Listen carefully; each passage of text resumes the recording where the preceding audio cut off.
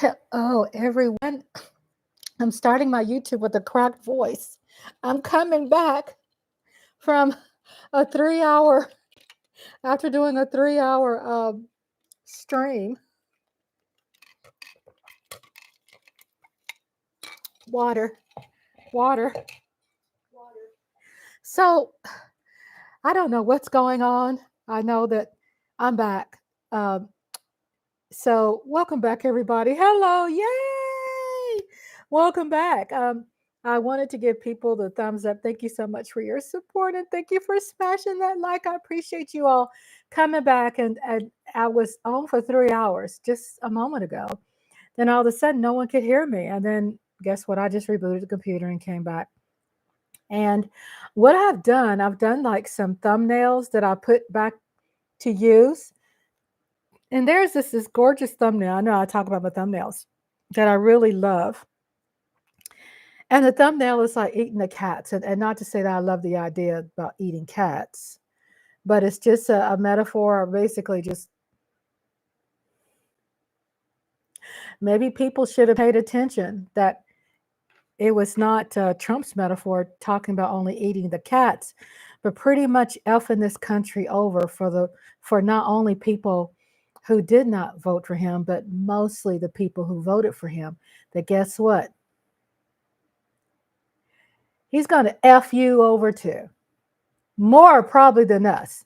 Because guess what? You all were more in debt to him. You're loyal. You're feeling entitled. He made you feel special. He made you feel important. He made you feel that he was going to share his wealth with you, which he's not. You thought probably he's going to pardon your friends from prison. I don't know if he's going to do that or not. But pardoning them back, to pardon them and putting them back in your community, be honest, did you really like that person? Did you really like your cousin? He's locked up now. Isn't your life better? I mean, think about it. The ones who were acting extreme, and that's the only thing that's keeping me quiet, Rhonda. What's that? Talk to me. Is the pardons?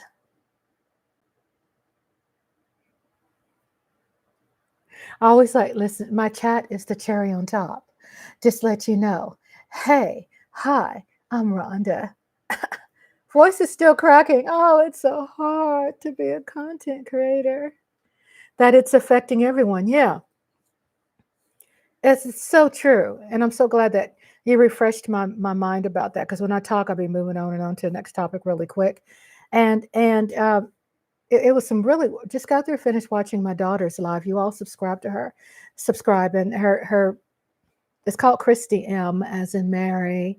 And so sorry. Voice is cracking. I have some throat lozenges that I'm going to get right now. That's right. Gotta hide those biscuits. Y'all can't be looking at them. I can't be revealing them things. They're only meant for my husband. Yes, I did when she came in. Oh, cool. Cool. I'll let her know too. And bam.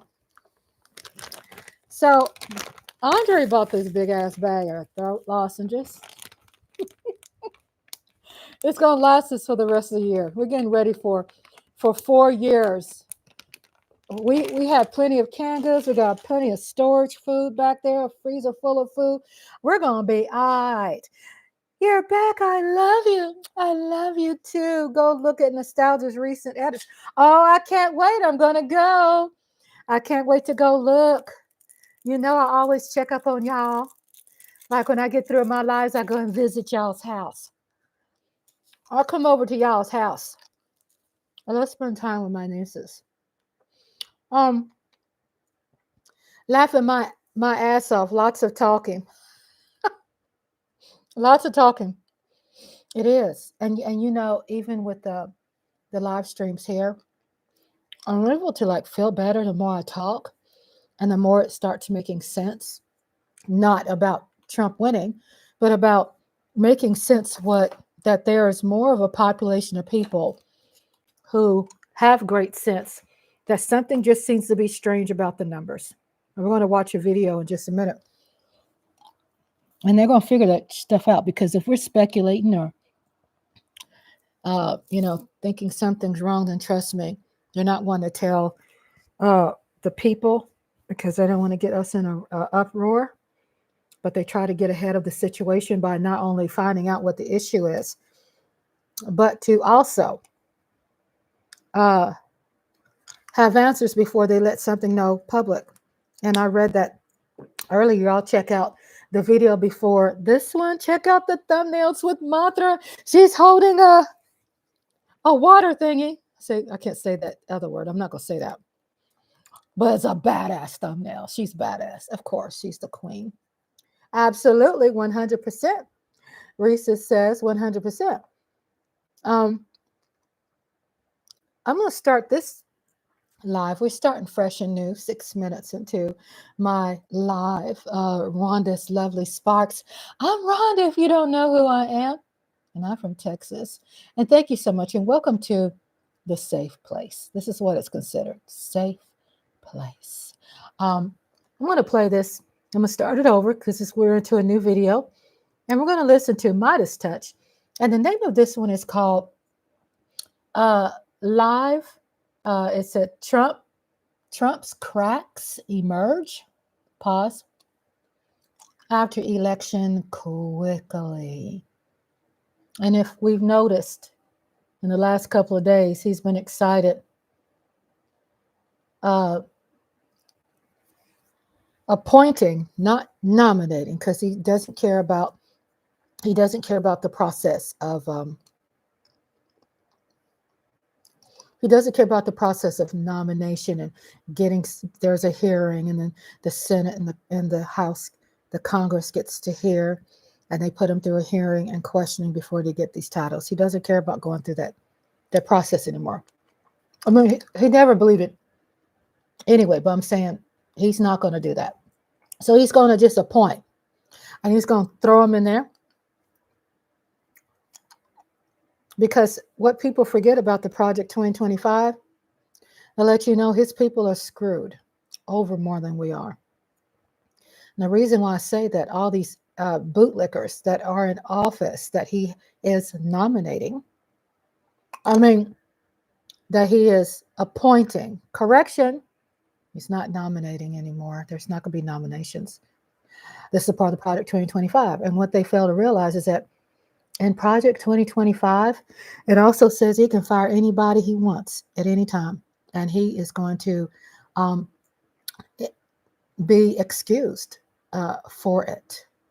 He's going to be exempt from any kind of lawsuits, or guess what? No affirmative action, no civil rights for y'all's ass. Because guess what? White people were using civil rights, the laws in the civil rights too. So when these laws were put in place, it had nothing to do with, well, it had a lot to do with, at the tumultuous times, what Black people were going through to help us. But trust me, it did not. It wasn't just for Blacks. If they signed and approved it, they looked for some keyhole areas where they could use it for themselves too. Mind-blowing. Let's listen to Midas Touch. We know we can always watch this ourselves, but having a reaction and watching it together as a family, as friends, as I promised everybody here, if y'all are peeping through my window, stop being pervs, go ahead and subscribe and smash that bell button, please, because you'll be the first to get what I drop. And the kind of stuff I drop is not going to be like mail ballots, some polls, mail ballots that's going to be burned up either, like it was during election, right? Not funny. Funny, but not funny. Disgusting. A lot of votes are missing. I mean, does every person who loses something says, foul play? No, we not stupid. We know what's going on.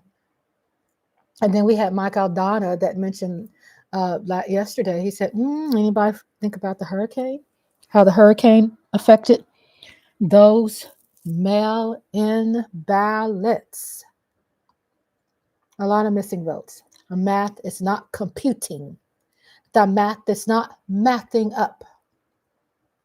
And we're going to hear something about that. But as I had promised, we're going to be together in on this. I know a lot of people are saying, well, for 4 years. Let me tell you all the truth.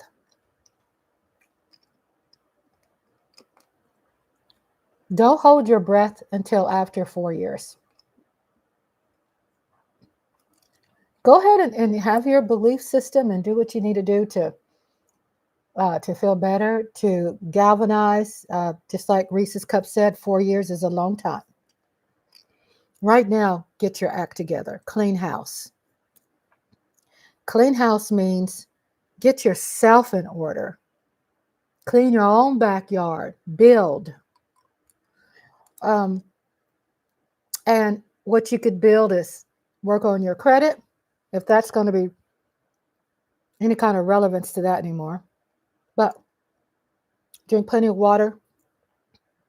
Get yourself healthier.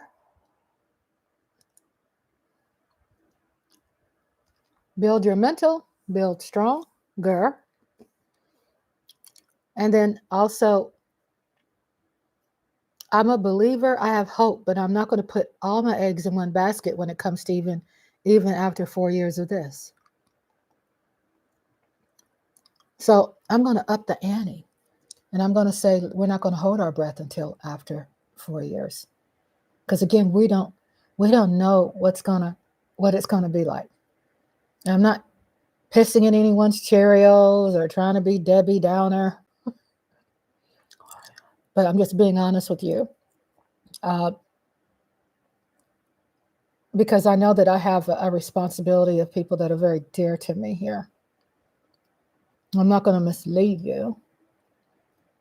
So I know what you feel you have control over. Work on that and see if there's any cracks in that, and then improve in that. And improve in that. And keep hope alive, and keep the WD-40 out, and keep things oiled. Keep transmission fluid in the car. Do the maintenance on what you got. Right? And like my friends here, Nodulista and Daydream, they're always journaling and counseling. They're always doing those great things. And Reese's Cup is we are here for each other too. And she's great inspiration also why I do these lives, because she's here and it just helps build my confidence and talking about things that I probably would have never talked about before. And check out my last live where I talk about a situation that happened with an officer where something bad could have really happened to me if it wasn't for someone coming in on the radio. Listen to that replay. It's really good. Not good for my spirit, but good that I have lived through it and I survived it. And while I was talking live, I just remembered it and just let it all out. All right. So this one here is called By Midas Touch. And what you're going to give you like a couple of seconds of highlights. It talks about a girl that voted for Trump, and her mother and father has kicked her ass to the curb, the granddaughter, the granddaughter, and how she's acting entitled, like, oh, well, I could get my big toe out of this cold water and I could put it in some warm water because I could jump out of this situation, jump over there. Well, guess what? A vote for Trump, you voted against me, and I take that shit personal. Because you're effing up my life, the things that I earned. You effing that up. And you effing up my grandson's options and my friends' family and their options and their jobs and their ability to feel confident when they go to work, and if they could They have a right to ask for a raise, and they'll have a right to apply for another job if they don't like the job that they're at, not forced to work somewhere for the rest of their life, slave labor. So I wanted to expand on that, and also that you all see there's this Latino man or Hispanic, I don't know, Mexican, I don't know what exactly, to be politically correct, but you can see that he is definitely a guy, a man that's definitely a very hard worker, that believes in family, that believes in his hard work. But one thing, he just doesn't get it. He doesn't get that just because Trump is white, and just because Trump is a man, and just because you think Trump is a billionaire, and you think because you think this person that was interviewed thinks that he's an untouchable. He can do anything. And not realizing that he's shooting himself in the foot. And his family, and his cousins, and his friends, and his grandparents, everybody. Because of just sheer, if it's not stupidity, it's naiveness, it's a person who probably is a good person that is being used and manipulated, you know? So Daydream says, in a life coaching group. Wonderful that you're in a life coaching. Wow. That's excellence. I had a life coach too before. I loved it, enjoyed it. I guess everything I've made choices to do, I loved it. But that was one thing that you mentioned. I always tell you about my experience too when you share yours. And I go, I enjoyed it. To let you know, guess what? It was great. You're doing the right, wonderful thing. Okay, let's play this again, Sam. If we're starting fresh, 17 minutes into Rhonda's live, I'm going to play this fresh. Y'all pay attention and enjoy. At the top of the show, I think it's important that we say Happy Veterans Day and acknowledge the service of all of our veterans. You may not know this about me and my brothers, but our Grandpa Murray, who's no longer with us, he flew 32 separate missions during World War II, won a Purple We love Heart. our veterans. Of his missions right there. It's why we have our mission to protect, preserve, and defend our democracy here, and it's why our work, your work, is needed more than ever right now. Shout out to Daydream, a lot of people right Nodulista, and Reese's Cup. Can I take my vote back? Project 2025. Are mass deportations really going to happen? Things to buy before tariffs, as we told you. Elon Musk was saying we, the people, will be suffering hardship, while they, the billionaires and oligarchs, have already doubled and tripled their wealth, especially all of those private prisons like Geo and others who are making tons of money right now at the speculation of mass deportations. Look, we're on the front lines. They make a lot of money off of the deportations. But on truly fighting back and moving forward, I want to share with you, this video has gone viral. Brett, you did a video about it early in the day. I could probably share with These are brothers. I would say thousands of videos that I'm now seeing all over like this, but I think this one is fairly symbolic of the types of videos we're seeing, where individuals who voted basically for Trump and against their family members are now in the find out stage. Here, let's play this video. F and find out. I'm not crying happy tears. I'm not going to be apologetic for being excited, because if it was the other way around, all of the Kamala supporters would celebrate.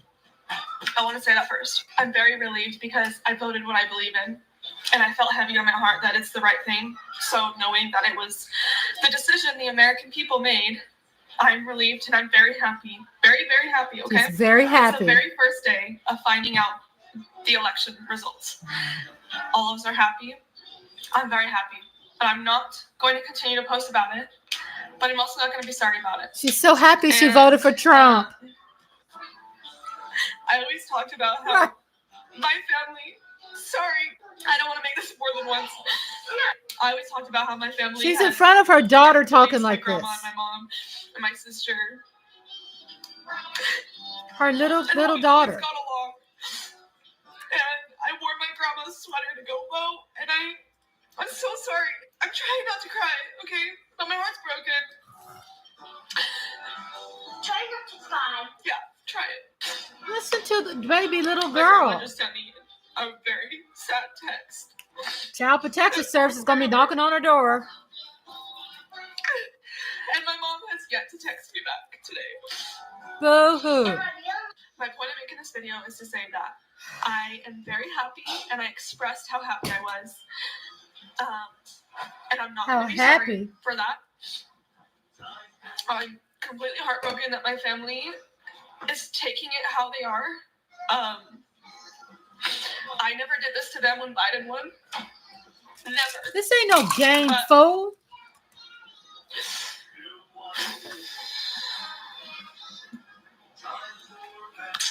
I am done with political posts.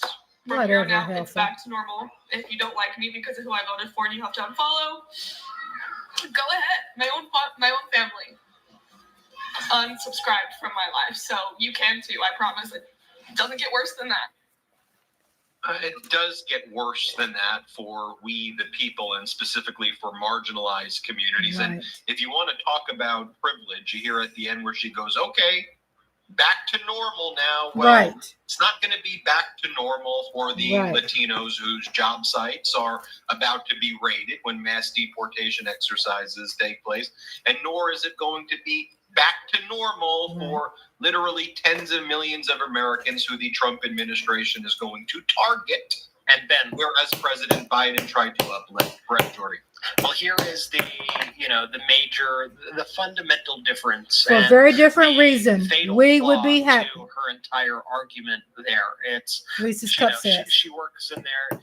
I never did this to my family when Biden won. When you have an election and you have two different sides of an election, and one side results in stripping away the rights of certain people and the other does not, these are not two equal things. And I think that is one of the big things, and one of the things that upsets me so much about this election is that if Vice President Kamala Harris won this election, there's nobody in this country who should be worried that they are under attack. There's nobody in this country who should be worried about their personal freedoms, about their future, about where they stand in this country. But with Donald Trump, there are a whole bunch of people who now have to be extremely worried and have the right to be worried and should be worried about what is going to happen in the future. And so when you see those tears, imagine how the folks on the receiving end of Donald Trump's policies feel right now in the wake of this election, with the gravity of what we see, and we're already starting to see, by the way, as Trump assembles his cabinet and the people who are going to surround him, who are going to be running the show here, we are seeing a reason why everybody's fears were completely warranted as each day passes here. So it's just such a false dichotomy that she is presenting right there. Jordy, how are you doing? What's your take? Yeah, I mean, you look at that and it's absurd, right? It's just totally shameless what that person's saying up there on screen. It's like, check your privilege at the door. I'm just going to go back to posting my regular stuff. Sorry if you're mad about who I voted for. It's like, hey, to Ben's point exactly, there are marginalized communities out there right now that can't go. I'm happy about how the vote turned out. Who now have to live with the consequences of the person that's going to be in charge. Utterly, utterly despicable, and just a total lack of self-awareness. Speaking about a lack of self-awareness, what's the term that the youngsters use these days? Delulu, like delusional. There are still people out there, though, who I gotta ask my granddaughter about Delulu. That are being targeted. What does that make me just sound extra? I love when you connect with the youngsters. Delulu. Hello, you didn't sound a day over 80 there. You know how the youngsters are saying this new phrase they're saying? Delulu. They can't say Delulu. He just has a new baby. The one to the very left. Well, it means delusional, and I mean, look, when I still see the Latino voter, the definition. When I see the Latino voters for Trump still, like I saw this interview today on CNN, there it is, where this Latino voter for Trump, he's wearing all of his Trump gear. Right. And he's like, look, Trump's not going to go after people who are family oriented. There's an exemption. If you're family oriented, then your abuela and abuelo and tia, they are all good because they're family oriented. This kills me. If they let in hundreds or thousands of people who already have criminal records, if deporting them creates a mass deportation, I'm all for it. But what if rounded up in all of that are people who work on a farm? If you're doing the jobs that Americans don't want to do, does that worry you? That wouldn't be fair. Of course, they need to make sure that they don't throw away, they don't kick out, they don't deport people that are family oriented. Oh. We're going to have a nice little folder of how to fairly screen everybody. Anybody who is here, number one, who doesn't have papers, number two, who may have some temporary legal status or some legal status, but they don't view as citizens, and then three, they're going to denaturalize people who are already citizens. Denaturalized, right, Reese's? States, and that's one of their procedures that they want to go through. Just take a look at what Charlie Can you believe that? Moments ago, he says, Tom, what that man was saying? Let's be clear. With the Trump hat? So today, Donald Trump appointed. There's no, I think Donald Trump's no nominations. Not going to do nomination processes, and we'll talk about that in a bit as well. But he declared that Tom Homan is his border czar. Tom Homan previously ran ICE. Tom Homan was the person who came up with the family separation policies. Over the past 3.5 years, Tom Homan was the person who talked about bloody mass deportation exercises. And he's used words to the effect, if you saw what we did back with the family separations in 2017, 2018, 2019, 2020, you're not even going to believe, direct quote, the shit we're going to do when Trump gets back in power. So bragging. One of the first people. He's excited. Tom Homan. And already today, Tom Homan's talking about going into workplaces and rounding up people in their places of work. And let's take a look at what Charlie Kirk said. By the way, family people too, people who are here for 30 years. Yeah, let us be clear. There's no family man exemption to this policy, okay? There ain't no exemption. I'm not sure where that guy who's wearing, you see he's wearing it, for those who are listening, he's wearing a hat that has Donald Trump's hair attached to the top of it. So he is like full-on Trump fanboy, saying that he's not concerned that his relatives are going to be deported because they're good family. They're people, good workers. Support good family people. Well, that's certainly not what the people who Trump. They're not that's criminals. Not what Trump says. That's not what the people who are surrounding Trump are saying. And I think one of the clearest, instances, or one of the clearest examples of how far Trump and his acolytes are willing to go now that they're going to have power is that infamous Stephen Miller post that we have seen recently, where he said he was going to, quote, turbocharge denaturalization in 2025. Turbocharge it. Denaturalization is the process of stripping away the citizenship from people who have acquired citizenship in the this dreamers. So even if you're like, oh, I'm legal, it's not going to affect me. He's getting all of them out. I'm here legally. I'm naturalized. I'm good. No, you're not good. And Donald Trump on the campaign trail has already said time and time and time again that he is willing to go to groups that he doesn't like, to people he doesn't like, and strip away their citizenship. He has called those Haitian migrants in Springfield, Ohio, who are there legally, he has called them illegal. This is what he has done throughout the country. People who are here legally, they want to do these bloody mass deportations, kick them out, or throw them in these private prisons. But what did Charlie Kirk have to say? Charlie Kirk says Tom Homan announces he will begin workplace immigration raids. Let's just be clear what that means. That's where he's going to start. That means exactly the questions that were asked to that Latino Trump voter, right? A dime a dozen. You're in the farm, by the pickings. you're in the factory, you're on a construction site. Rich people, right? now Elon, contributing to the have economy. companies that's going to make them money off of grabbing them, arresting them, transporting them, detaining them, deporting them, processing the paperwork to have their naturalization removed. People like Elon is going to be making money off of the grief of people. While you're building things, building infrastructure projects, bridges, while you're, picking crops that we all rely on for both consumption here and for That's when prices, the You're economy is going to fall flat. Work, right? Look at it. Workplace immigration, workplace. And we're ripping people out, throwing them into cages, and then throwing them into countries that they may not even live in, right? I mean, one of the things that Donald Trump says he was going to throw the Haitians back to Venezuela, like to just totally different countries. Let's keep reading, though, what Charlie Kirk is saying. He goes, if you are illegal, get out of our country now. It will save us time and energy and also spare you the humiliation. The days of gaming America's immigration system with impunity are over. Get out. It's also notable that he uses the word humiliation. Like as part of this, they're going to denigrate human beings, right? Like treat human beings the way we saw photographs of American military in Abu Ghraib, like Iraq. Like we're not just going to deport you, the Trump saying, we're going to humiliate you. They will keep running over the border Trump to keep it going, man. A message to you. So let's be very clear. That ain't working no more. Nobody on this podcast and nobody they shot themselves in the foot with that vote. Supports criminals or terrorists being here illegally. Number one, undisputed fact. No one's rooting for, let's bring in those criminals. Let's bring in the cartels. No.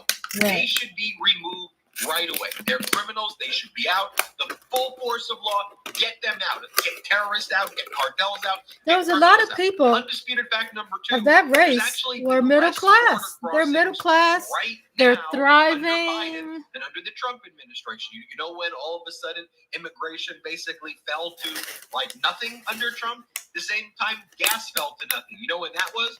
During COVID. When there was a mass pandemic. A mass casualty event where Donald Trump mishandled it. So tens of thousands of people were literally dying in ventilators every day because no one knew what the hell to do while they had Trump locked down. So actually the situation, it was better right now. And three, let me give you an undisputed fact. Let me give you the economic argument here because, I know that like no one wants to talk about this because it's been so tainted. But let's be clear. Immigrants, migrants, play a major part in our economy, whether you like that or not, okay? They contribute. When you do work, so Elon's going to have robots? That means they are working at places, and you're going to raid the work, remove the workers from what? The farms? How are the farmers going to get by when they're relying on this labor? The factories? Because these people, they're not going to take the pay that the Latino, Mexicans, or Cubans, they're not going to accept that pay. So it's going to cost them more because guess what? They're Americans and they're going to demand more money. Literally tens of billions of dollars every day. So bye-bye to your health care. Bye-bye. Right? So that the government can spend its money sending the military to do workplace raids rather than help you get an education, help you get health care, lower your prescription drug prices, function like a government, do things like bring Wi-Fi, build infrastructure. No, government resources, conducting workplace raids, removing the labor, meaning that the price of goods is going to go up dramatically. Remember those $8 trillion deficit projections that we were telling you about Donald Trump? That's what it was last time under Trump. Under the best case scenario, it was $8 trillion being added to the debt. Under, I think, the accurate scenarios, if you do this, I think it'll be like $25 to $30 trillion. And then you go, well, Ben, at the highest end, they said 12 to 15, not 8. Really? You don't think Donald Trump's going to increase the debt like he did in every other business that he's ever done and run it up like crazy? And these Republicans are going to do that. Let me show you another data point of Tom Homan. I want you to watch the smugness. Like this is truly an evil person, right? Like, so to that Latino voter right there wearing the Trump hair and the stupid Trump hat, go, you're not coming after me. Charlie Kirk, who's one of Trump's inner circle, he said he's coming after. What do you need to happen? I mean, do you think that Latino voter for Trump, he's going to be deported, ripped apart from his family, You think he's going to be so brainwashed that he'll be going back there? But at least I was compassionate to put my vote for people that could be hurt and harmed. Here she is when she I was unselfish with my vote. He's one of the authors of Project 2025, and this was at a the only way, Risa says, the only way is to go into very impoverished areas. So white, black, and Latino people will do it, and they won't get fair wages. Exactly. Like he admits it in this funny way. Watch this. You're not the author, but you signed the memo. Yes, a zero tolerance memo. So you provided the official recommendation to Secretary Nielsen on for the United States to pursue family separation. I gave Secretary Nielsen numerous recommendations on how to secure the border and save lives. But it says here that you gave her numerous options, but the recommendation was option 3, family separation. What I'm saying, this is not the only paper where we've given the Secretary numerous options to secure the border and save lives. And so the recommendation of the many that you recommended family separation. I recommended zero tolerance. Which includes family separation. Zero tolerance, man. Gets arrested with a child. That means no exceptions. Zero tolerance was interpreted as the policy that separated children from their. If I get arrested for DUI and I have a young child in the car, he put himself in it. About a DUI. We're not talking about your rich ass. Mr. Holman, with all due respect, legal asylees are not charged with any crime. Right. It's not a crime. Here in the country illegally is violation 8 United States Code 1325. Seeking asylum is legal. If you want to seek asylum, go to the port of entry, do it the legal way. The Attorney General of the United States has made that clear. Okay. Yeah, we're at a situation right now, and it's tough. And one of the things that makes it extremely tough is that all of us also have to endure all the consequences of this election, of whatever happens. Unfortunately, there's part of you that thinks that it's the only way for some of these folks who voted for Trump to realize kind of what they've done. And I don't say that facetiously, and I don't say that with glee by any means. But I think, people have short memories. They voted for Trump the first time in 2016 under similar circumstances, similar reasonings. What's the worst that could happen? This guy's not part of the establishment. He's a businessman. Look, he's silly. He's on TV. He's not going to come after me. And then what happened? We had demonstrations in the street all the time. Donald Trump would always go to his worst instincts. People were harmed. And it all culminated with the COVID crisis, with the COVID pandemic that Trump completely ignored, mismanaged, which is honestly me being kind by calling that mismanaged, leading to more than 1 million people dying. And those are the consequences of, putting somebody so. When I voted unselfishly for the job and with all these dangerous ideas in the office. And, unfortunately, it may take a little bit of pain for some of these people to realize, oh crap, I messed up. Oh yeah, that's why I didn't like him. That's why I made sure to vote against him in 2020. But here we are again, where people are, to use Ben's words, delulu. And they are thinking that somehow this time will be different. It's a new tone. It's a changed guy. I assure you, it's not. Right. It's not a new tone. It's not a changed guy. Right. Now the guardrails are off, and he's going to continue to bring in the most insane people to be around him at all times. And Tom Homan is an example of that. Seeing Stephen Miller was one of his first appointments, if you will, was an example of that. These are like the world's worst people who are openly saying that they want to do the world's worst things, who are being put in positions of power without guardrails, with a Republican Party who controls all the other levers of the government, saying that they also want to do everything they can to please Donald Trump imaginable. What do you think's going to happen? I mean, it doesn't take a psychic, I'll tell you that. And then thinking back, I mean, just listening to that Latino man talking about why he decided to vote for Trump, and how he could just be so blind to the fact that they're not going to come for him, right? Like, where else in history have we heard, first they came for this group, I didn't speak out, then they came for this group, I didn't speak out. It's very much on display in real time in that clip. part of me genuinely actually feels bad that you could be so naive and tricked into believing that they're not going to target you, where clear as day, we've seen, it's a community that is definitely under attack by this administration, no matter the status of the person at this point. How can you not see that you're the community that he's attacking? How you don't see that? First they came for this group and I wasn't a part of this group, so I didn't do anything. Then they came for that group and I wasn't a part of that group. Then they came for this group, I wasn't a part. And then they came for me. In this example, Donald Trump and his inner circle have said, we are coming for you. We're coming for you. We're coming for you. And then their response is, no, they're not coming for me. Not for me. I'm like, here's the videotape of them saying that they're actually coming for you. Yeah, but I'm family. I'm a family man, so they're not coming for me. He's saying my boss likes me. My boss is going to help me. Your name. He's literally describing you, and you're wearing a stupid Trump hat with a fake Trump wig. What is going on in that mind of yours? And look, whether it's because of COVID, social media, people's inability to interact in society anymore, whether you want to call it like brain worms or fried mush brains,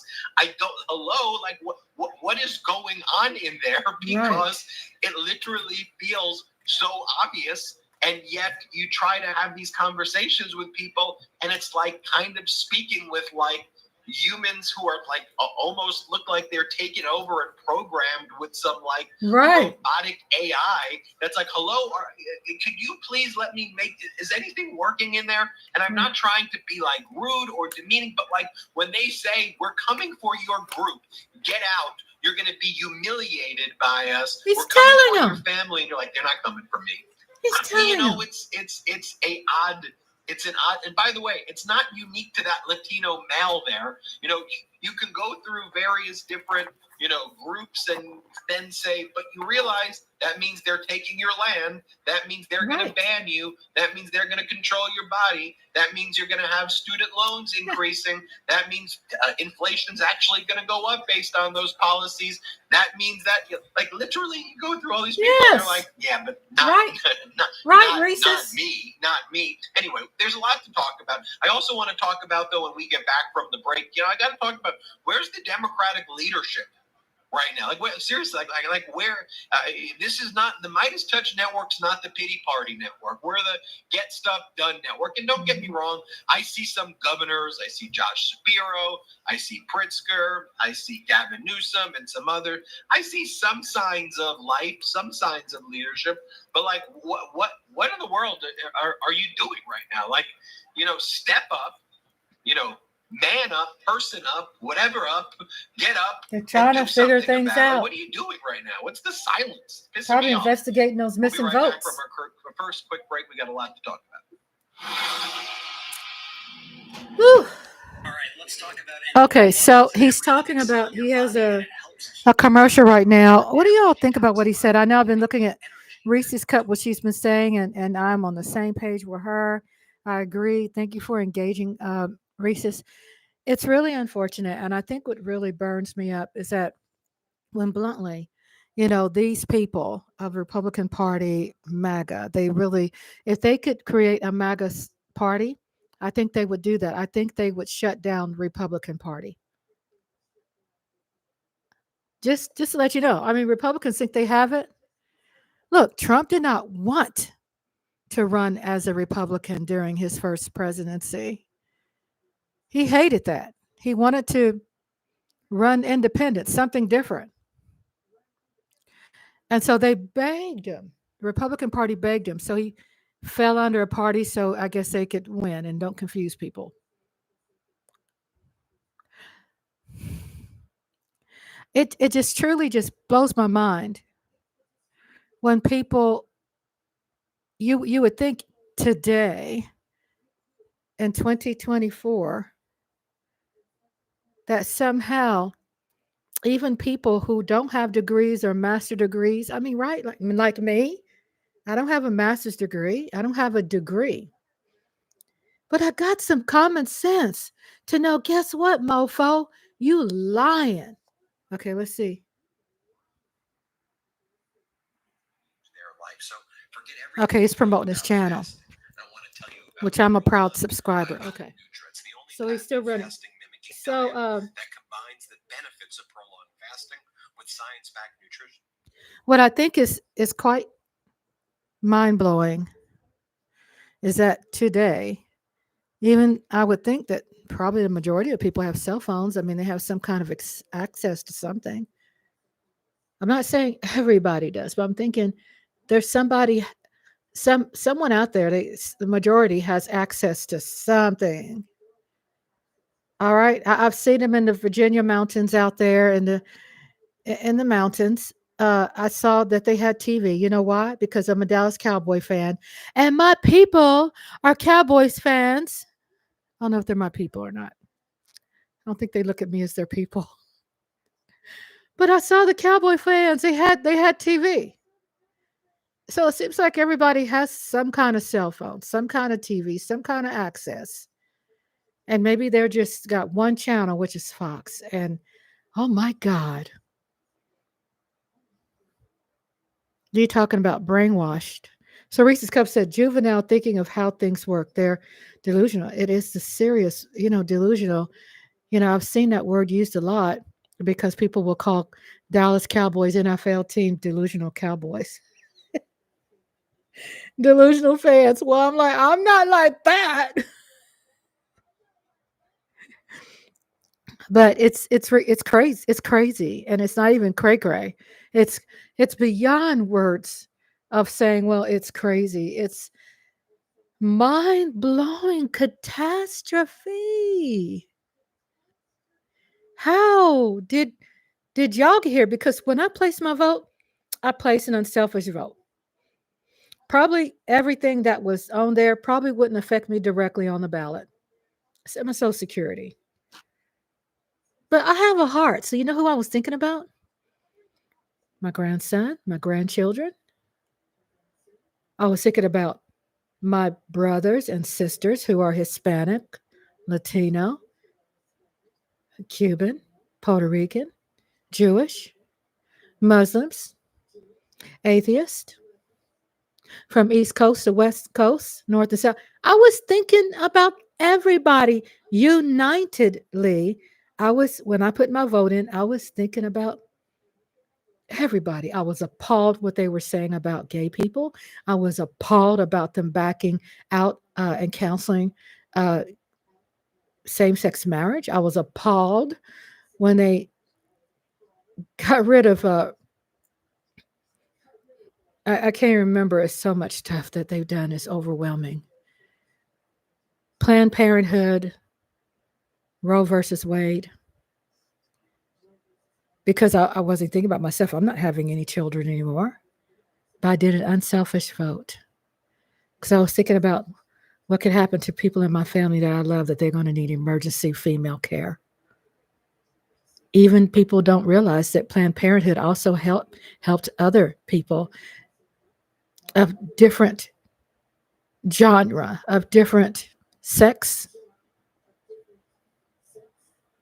They helped with STDs. They helped with providing birth control. They helped with any type of education when it came to not understanding sex and pregnancy. And a lot of things, they kept confidential because people didn't want, they were old, they were of age. And really meet the moment. Okay, here we go. The passion and energy that Rhonda, common sense isn't common. Isn't that the from truth? you guys forever has been amazing. No, the truth And says just that engagement with this community is truly undefeated, and we're so grateful for you guys meeting this moment alongside us.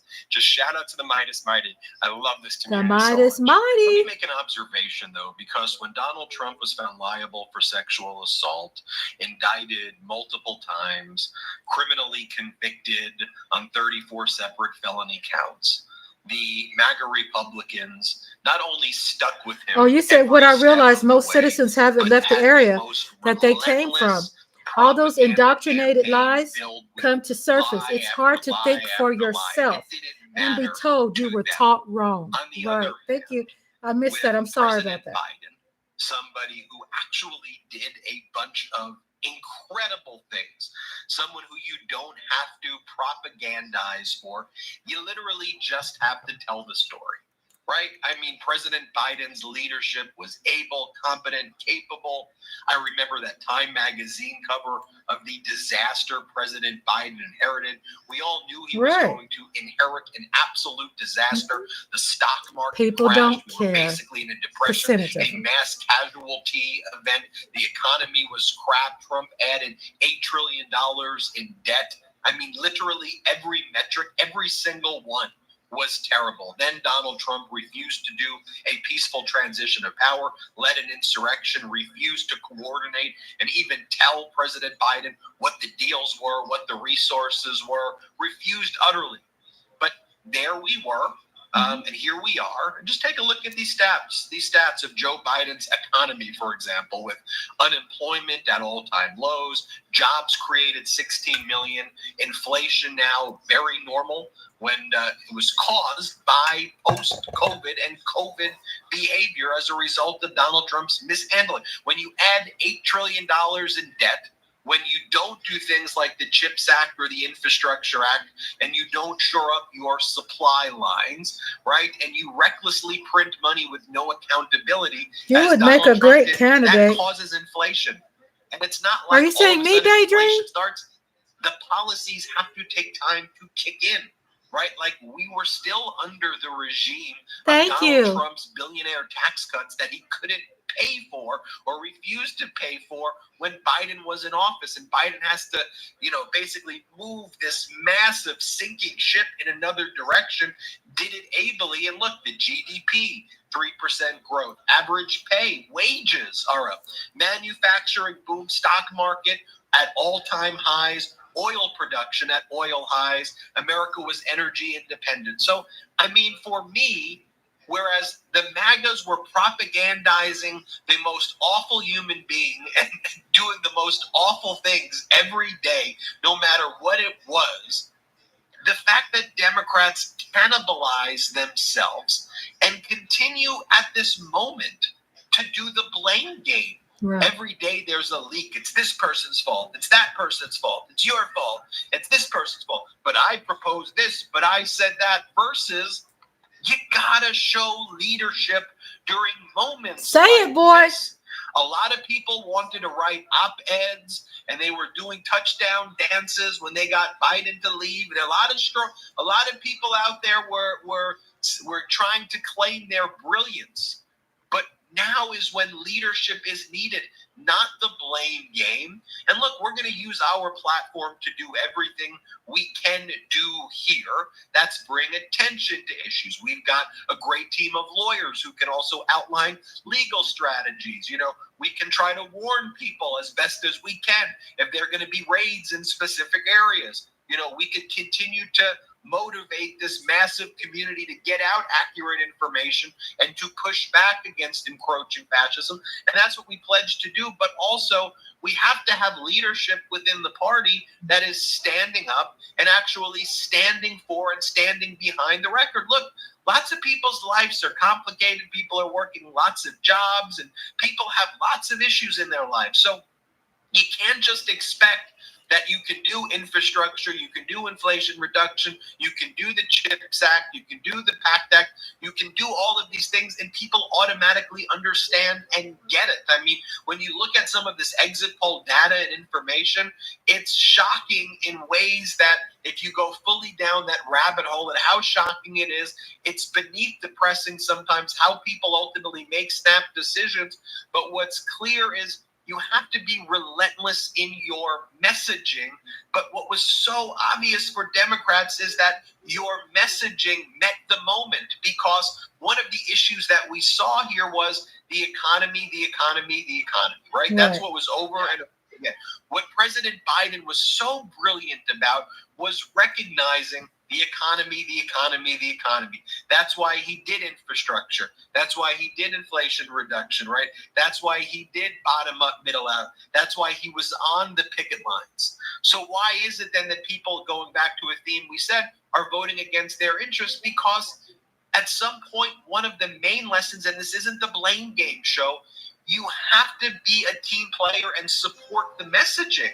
Look, President Biden would maybe, not like to admit this, but in President Biden's age, he's not the same debater he once was. You go back and look at President Biden's speeches from the 80s and the 90s and the 2000s. He was a great orator. He was one of the best debaters. But guess what? In his 80s, I hope in my 80s I could be half the debater that President Biden was. But his skill set wasn't that. His skill set was using the age and using the wisdom in a way to build and cultivate and not destroy.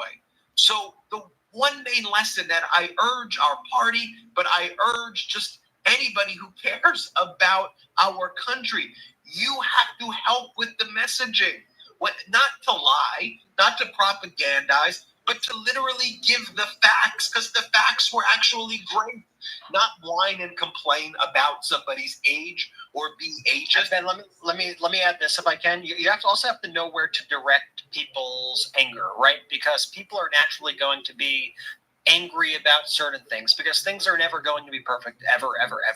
Even in the best economy, the best ever, things aren't going to be perfect. But Chris Hayes said something on Blue Sky today. By the way, we're on Blue Sky. If anybody else is on Blue Sky, give us a follow. Midas Touch is on there. I'm on there at Be Myself. Jordy, you're on there, right? Ben, I think he still needed a camera. People are asking for you. There's a whole demand for Ben on Blue Sky. But Chris Hayes said the following. He wrote, "Here's one of my main takeaways. The point of governing is to make people's lives better, but the point of politics, especially campaigns, is to give people a story about who to blame for things sucking. It's a real mistake to confuse one for the other, as I have often done."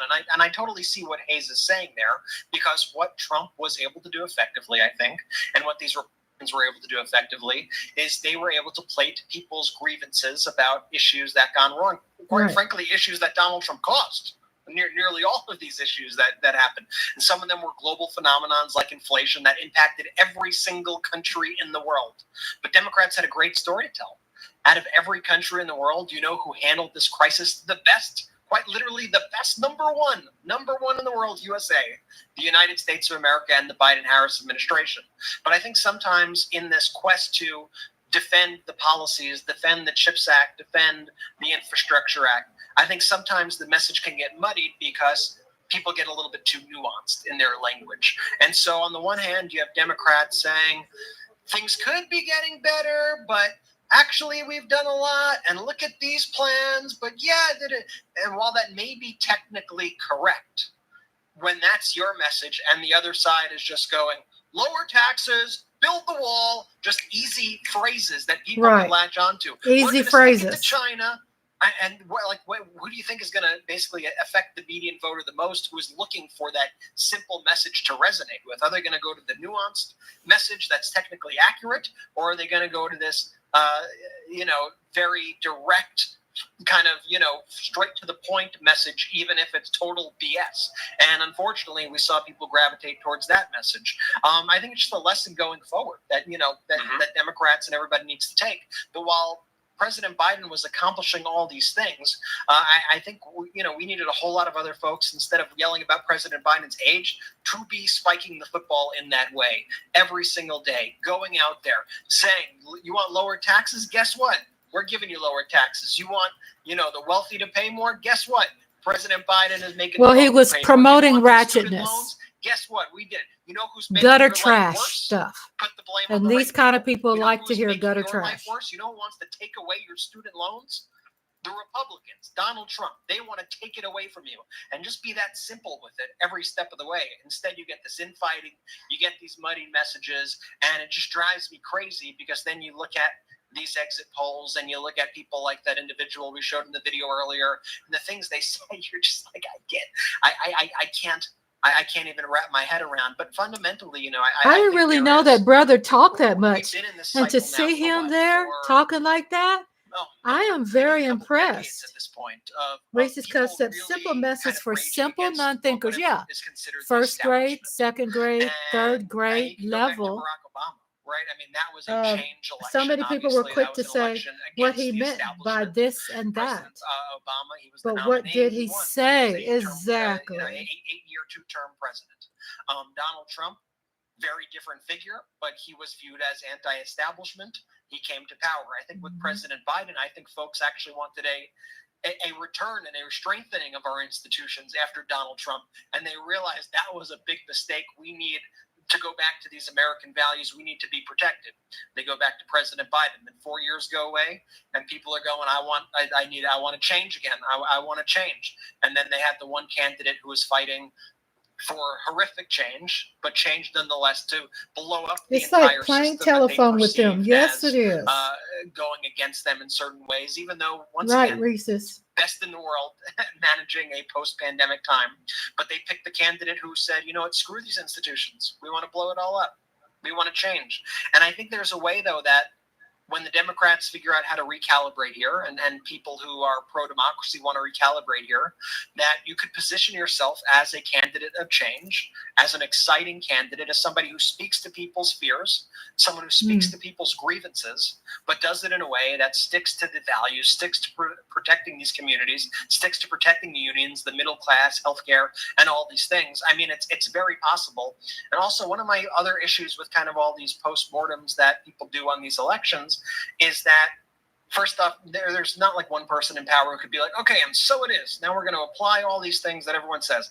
Also, everybody's postmortems just miraculously, coincidentally, always align with their priors, always align. You know, if you're the person who thought that, Gaza was going to decide this election, your reasoning for why Kamala lost was because she was too friendly to Israel.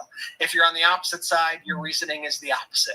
If you think one way, you think she wasn't helpful enough to the middle class. If you are coming from another side, she was too much about unions in the middle class. It's like everyone somehow finds a way to have this confirmation bias of their own ideas by looking at the election. And so a lot of that simply is not helpful for me. But what I want to look for right now is just, where are these leaders? Are they going to step up? What the heck is going on with the silence? Like, I am just amazed that we haven't the seen media is not covering them from any real Democratic leader. We saw President Biden speak at Arlington today. I thought that was great. It was nice to see him and him to speak up for our values. But where is the next leader of the party? Where is he or she coming from?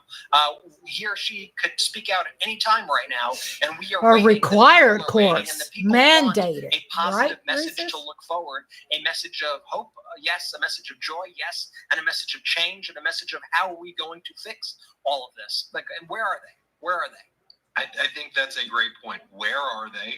Why aren't they speaking up right now? You know, again, I am grateful for our platform here on the Midas Touch Network. I am glad Thank you that too. we're I still pressed a that, top smashed 3 that like YouTube for them. channel in the United States I want of to find America. something else I thought I'm was glad interesting. that we have this voice. You can't talk about politics without including Al Sharpton. Ahead of his return to the White House. Also troubling to that community are the potential impacts of mass deportations that Trump has I don't know campaigned how long and this could video act will be on in quality, some way. but because it's under someone else's name, it's not under MSNBC. Let's see if I can find MSNBC. MSNBC, Politic Nation. Let's see, because I want to make sure I give credit to legitimate sites.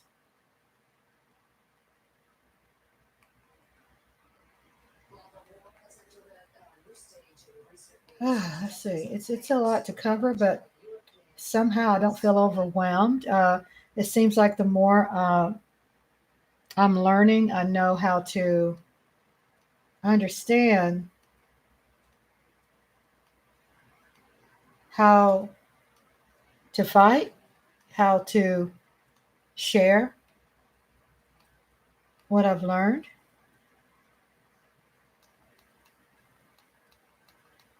I'm trying to find this coming from a legitimate playlist. I don't want to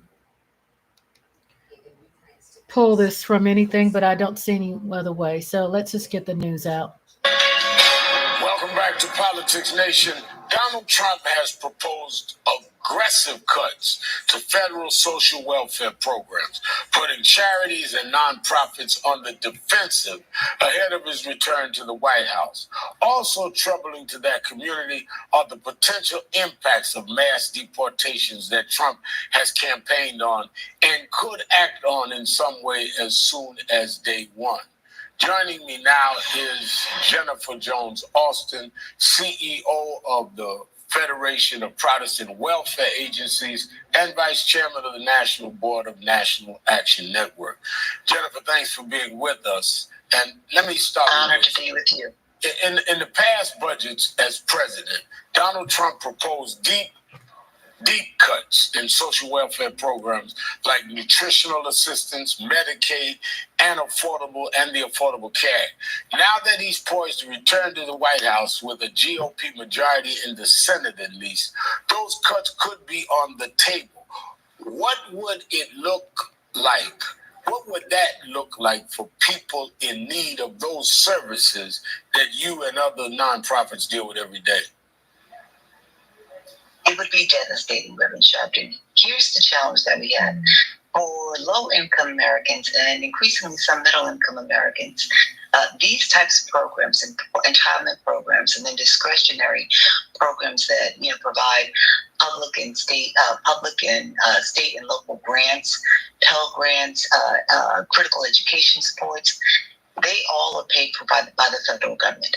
If Donald Trump gets his way, if he cuts income taxes further for higher income Americans, if he cuts corporate taxes, we're going to lose critical revenue that feeds all of these programs. Now, the challenge he has is that there are many entitlement programs, Social Security, Medicare, that are significant in terms of the cost. They can't be automatically cut. But Congress can go in and make changes. Congress can make changes to critical entitlement programs to reduce eligibility for them, which means Americans who are already having a hard time making ends meet will have a greater hard time.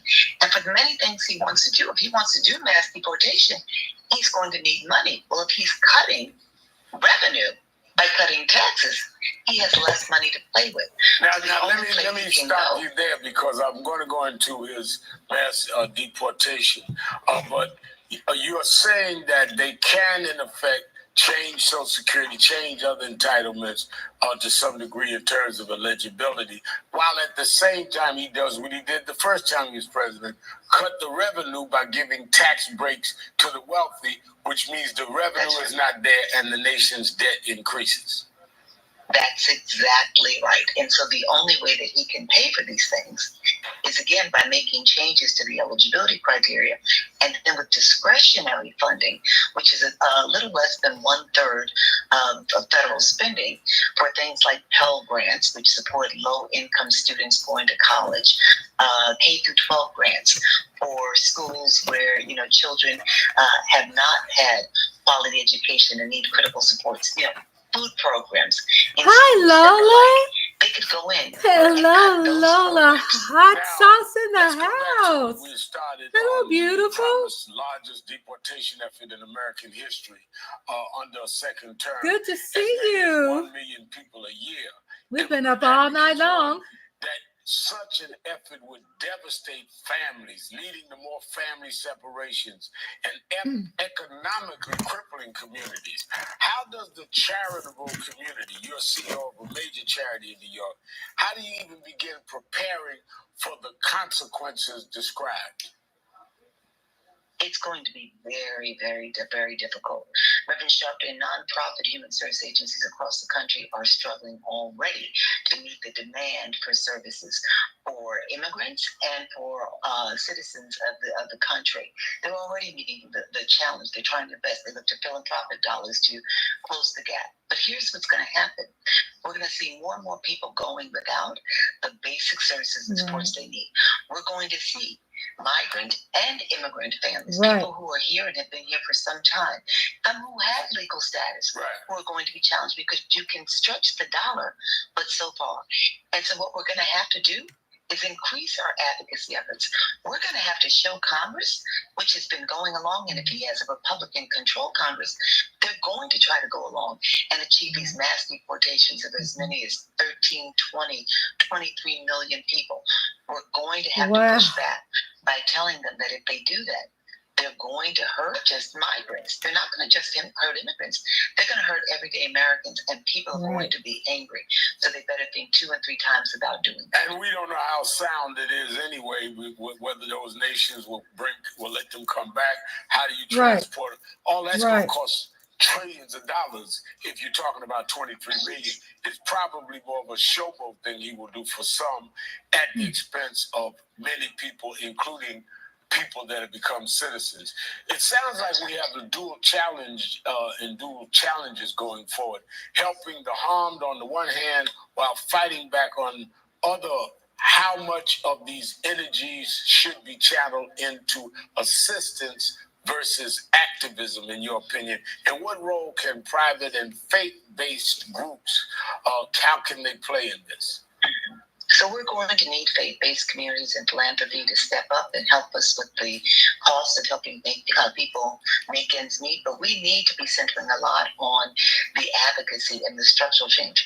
With a likely Republican-controlled Congress, and I don't want to call it beforehand, but it's a long road ahead for Democrats to try to secure all the seats that they need to have a majority.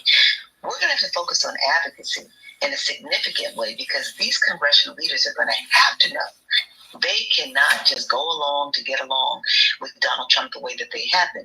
Their constituencies are going to be up in arms. Remember, we're not just talking about cuts that are going to impact migrants. We're talking about cuts that will immigrant, people who have been here, who are here legally. Likely cuts in healthcare that are going to affect 20 million Americans that have been receiving supports under the Affordable Care Act. We see cuts that likely would come in education. Like I said, for critical education supports like food supports in the classrooms. So we're going to, as a faith community, as well as an advocacy community, have to keep pushing hard to ensure that these structural changes do not occur. Now, to those demoralized by a moment that feels like we've taken many steps backwards, how do we keep working for justice? How do we inspire people against these odds to keep going? You lead a nonprofit, you're vice chair of NAN. Your father was one of the great civil rights leaders, mentored me. How do we inspire people now to not give up? I keep saying we've lost a round, the fight is not over. We've lost a round. We've lost a battle, if you will, but we haven't lost the war. And we've lost battles before, but we've also won battles. The Civil Rights Act of 1964, the Voting Rights Act of 1965, the Housing Act. In New York City, as you know, I was able to chair a commission that passed the first racial justice and equity charter revisions in the nation that changed the New York City Constitution to make racial justice and equity the law of the land in New York City. So we're going to have to look to the battles that we've won to draw inspiration and keep pressing forward and remind everybody that all is at stake and nobody is going to be unaffected by these changes.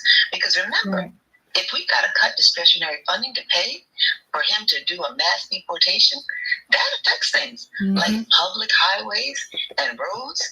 It affects, again, the education that children receive in their schools, public health supports, and jobs. It affects everybody. And garbage. Garbage, too.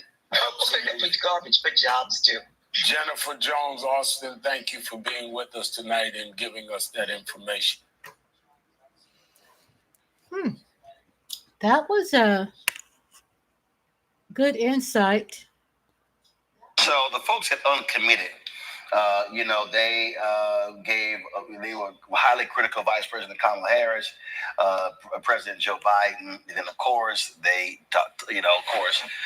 told folks don't vote for them in Michigan. So they've released this post-election statement calling for. I'm looking at this here. So they're calling for President Biden. They said, today our message is clear. This moment requires more than resilience. It demands decisive action. The Biden-Harris administration must put an end to the flow of weapons that fuel this cycle of violence, and it goes on and on and on. Now, they turned their comments off. I'm sorry, Mustafa. Go holler at Trump. Go tell all those folks in Dearborn, Michigan, who sucked up to Trump, who kissed his ass, who voted for him. Matter of fact, go talk to Jill Stein. Yeah, I mean, you're right. It's just amazing. You know, I put all this hope in people and assuming that we have these remarkable brains that we're going to use, and we make, you know, educated, calculated decisions about what would be best for our lives. And when you have individuals who have folks who have been very clear about what they won't do, and you still give them your vote, or you call yourself removing yourself from the process, knowing that that is the same thing as giving your vote, then it's just mind-boggling. I can't tell you how many people have called me and said, you know, in retrospect, I wish I had done X. What? Well, you can wish that you had done X, but you made a choice to either for Trump, or you made a choice to remove yourself from the electoral process. And there are, you know, there are going sit to be on the couch and that not are going to vote. be detrimental to the folks who you said you cared about and who you were trying to advocate for. You could have had an administration that would at least sat down and listened to you, and then you could have negotiated with them for some of the things that you wanted. But now you have an administration that is very clear that the things that you have asked for, they have no interest in. Right. And if you push too hard, they will arrest you. If you're out in the streets marching and protesting like many of us have done over the years, there is a strong chance that you will be met by force. I'm not positive, but I think there's a strong chance. So, you know, you can't have buyer's remorse now. You made a decision, and now all of us have to live with the decisions that we've made. This is the one I love the most here, Randy. This was an article. The mood in Dearborn is a complex mix of disbelief and wary curiosity. Trump came to Dearborn and made a lot of promises. He said, adding that residents he has spoken to are wondering what Trump will do for Palestinians. LOI thinks the reality is obvious. It's clear as day that he's playing us. I think he's going to target us. That's what he's going to do. He's going to target our families, and it's going to hurt. So I think we're about to find out.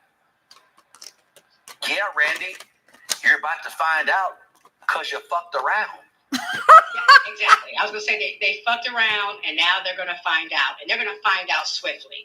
And, you know, people try. Look, we tried to tell you. I mean, you know, we tried. He made it clear. And Trump told you. I mean, this is the man that I think the first executive order, or one of the first he did. His last, you know, was the Muslim ban. I mean, he has been very clear about who he is. People just did not want to believe him, and they wanted to justify their misogyny and their racism and say, "Oh, it's because of this issue and that issue." But they did not believe who Trump told him he was. I mean, he's to me, he's been clear. So I don't understand the surprise. And now, of course, you're immediately seeing this remorse from all different identity groups as they see what this world is going to look like for them going forward, at least for the next 4 years.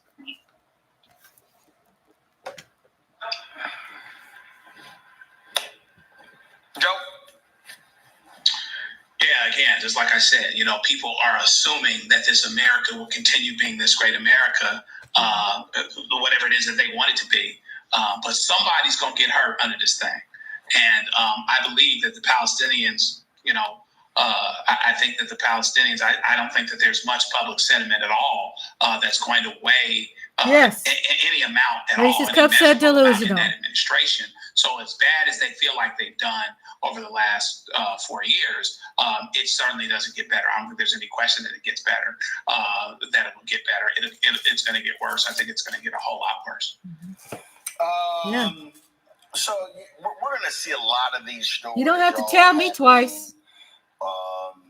Over the next few months, and I dare say 4 years. So we're going to roll this every time we see one of these stories.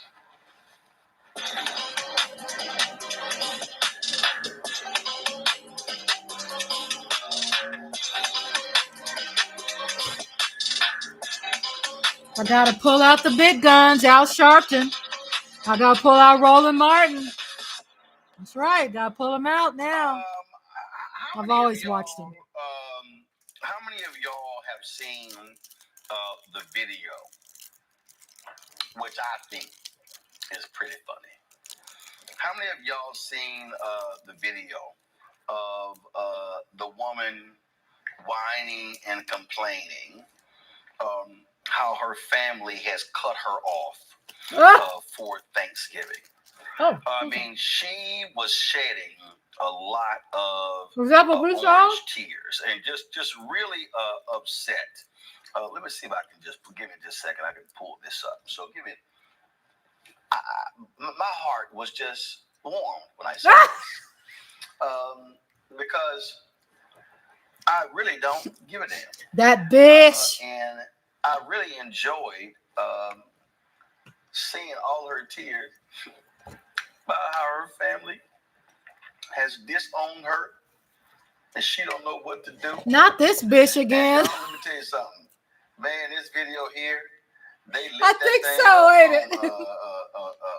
on TikTok. It went to homegirl's account, and she just got lit. Man, where is this video? Where is it? Have anyone y'all see? First, have y'all caught any of these pretty good videos from these folks? Because me personally, I've been cracking up laughing. I saw the one about Hernandez. I can't remember his first name, and he voted for Trump proudly, and he has most of the neighborhoods are Trump neighborhood. They have their Trump signs out there, and his kids went to play with the neighborhood kids, and the neighborhood kids told him that they didn't want to play with him, that them, and that you're Mexicans and go back to your country and you don't need to be here and get out.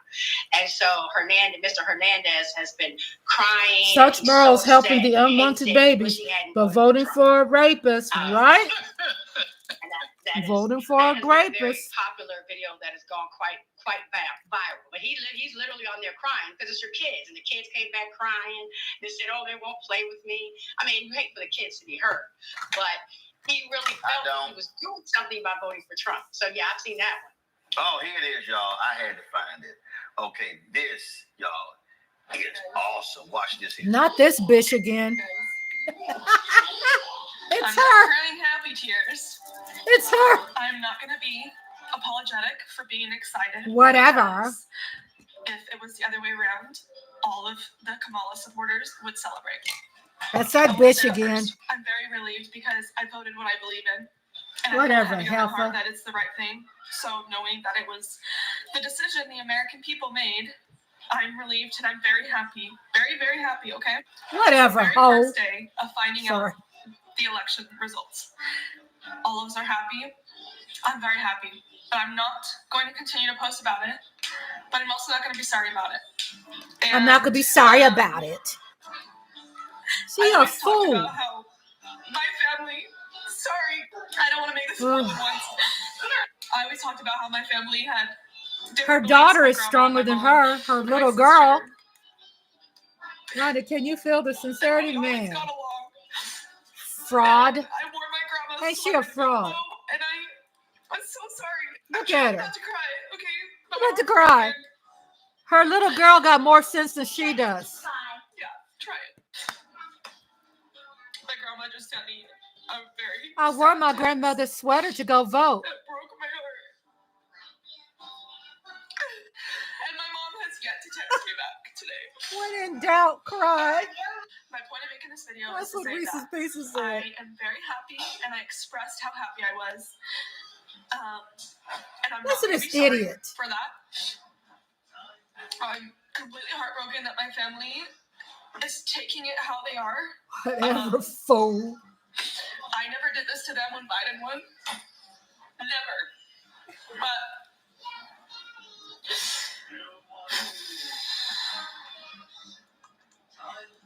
Girl, bye. I am done with political posts. From here on out, it's back to normal. No, she If ain't. you don't like me because of who I voted for and you have to unfollow, go ahead. My own family. People subscribe because Unsubscribed this. from my life, so you can too. I promise. It doesn't get worse than that. I got no tears.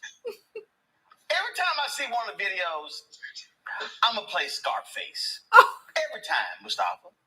Every time. Stop. I'm going to play Scarface. You should. Because, You said Maybe I think Gustapa. about this stuff on a deeper level. These folks, as they're celebrating, are they really paying attention to They don't the care. actions that the person that they voted for is already putting in place, and the pain that it's going to cause, and the individuals who are going to be hurt by it? So, someone once told me, "Sorry, not sorry." That's Right. exactly where I am in this moment. And you can cry the tears all that you want to, because they're temporary tears. Right. Because you don't have to live in the communities that are going to have, unfortunately, more police Revoke her officers vote. doing This is exactly why they weren't allowed to vote. Make that great again. Find it harder to breathe clean air or drink clean water. Amen, racist. Out of the water in the schools where the kids are. And I can go down the laundry list of things that these people are going to be crying real tears, while you'll be able to go right back to your life as you were. Yeah, I don't want to. Matter of fact, several people sent me this one too, and I really, Randy, do not care how this dude feels. MAGA family, I was on TikTok Live, and a fellow Trump supporter said that all he needed was my vote. I'll never be part of the MAGA family, and that I'm black, I'll never be accepted, but he just got my vote. Nah, that's crazy. Like, I love MAGA Nation, I love the MAGA family, and that breaks my heart that someone would speak to me like that right after the election, that all I was a vote. Nah, I love you guys. I know most of you MAGA family members are not racist, and I love you guys, and I'll keep repping MAGA Nation, Trump 2024. That really broke my heart that some guy would say that. Extremely heartbroken.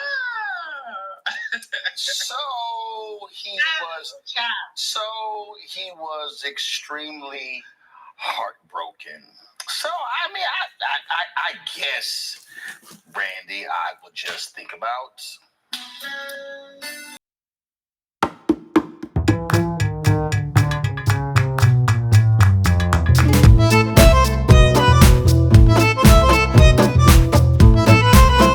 Tony Braxton, Unbreak My Heart. Man, go sit your punk ass down. I didn't know Roland cussed on his. Gave a damn about your silly ass walking around in that dumb ass MAGA hat. She let you know exactly. Silly ass MAGA. Has been very clear about how they felt about his black ass. I mean, I can't even. I feel sorry for his mama.